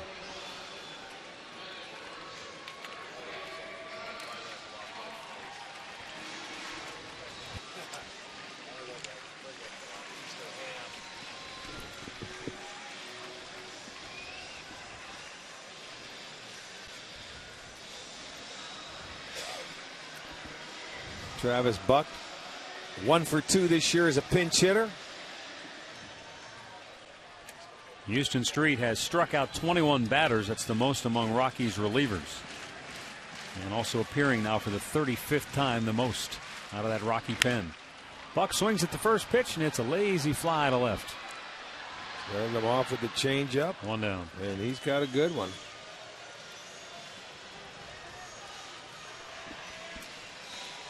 Houston Street and Travis Buck were teammates back in Oakland together. And now Grady Sizemore coming to the plate. Grady 1 for 4 tonight. He singled and scored back in the 5th.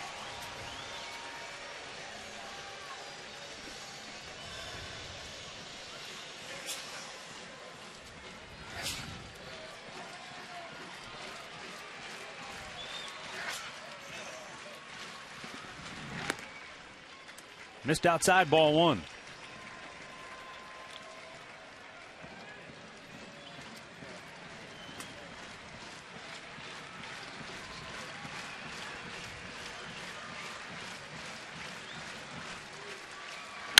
Grady with a drive, deep right field. Back is Smith on the track at the wall, and he makes the catch about a stride in front of the wall in right field. Oh, man. Had everybody up on their feet, but just a little bit short. Mel put a good swing on it, and I'm thinking that might have been a changeup again. Looks like it. You know, he speeds up his bat. It sure does. He didn't have the finish to it, and he just got out in front of it a hair. He knew it was going to be close, and you could see the frustration.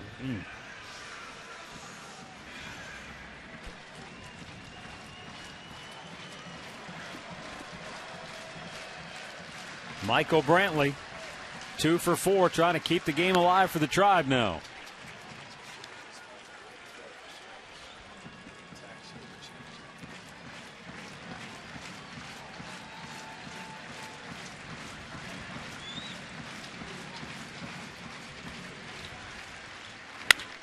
Brantley with a bullet, and it's picked by Helton on one hop. He goes to the bag to end the ball game. Well, a frustrating loss for the Indians here tonight. They had a 4-1 lead at one point, but the Rockies came back with a 6-run fifth inning to take command, and they hold on for the 8-7 final to take the series opener and the Indians' winning streak at 3 in a row. Indians dropped to 39-32 on the year. The Rockies are now 36-36 as they get to the 500 mark. Fausto Carmona is the loser. He's 4-9 on the year. The winning pitcher is Matt Reynolds for Colorado, and for Reynolds, that's his first victory against one defeat. Time now for our play of the game, brought to you by KeyBank. Thanks for making KeyBank the #1 bank in Northeastern Ohio. Well, let's check it out in the 8th inning, and it was a big play. They had him set up for it. Santana trying to sneak in behind the base runner there, and Lou Marson's throw high and wide. That allowed that insurance run, the 8th run, to come in and score. They had him set. A good throw gets it, but what are you going to do? The throw was offline. That's going to be our KeyBank key play of the game.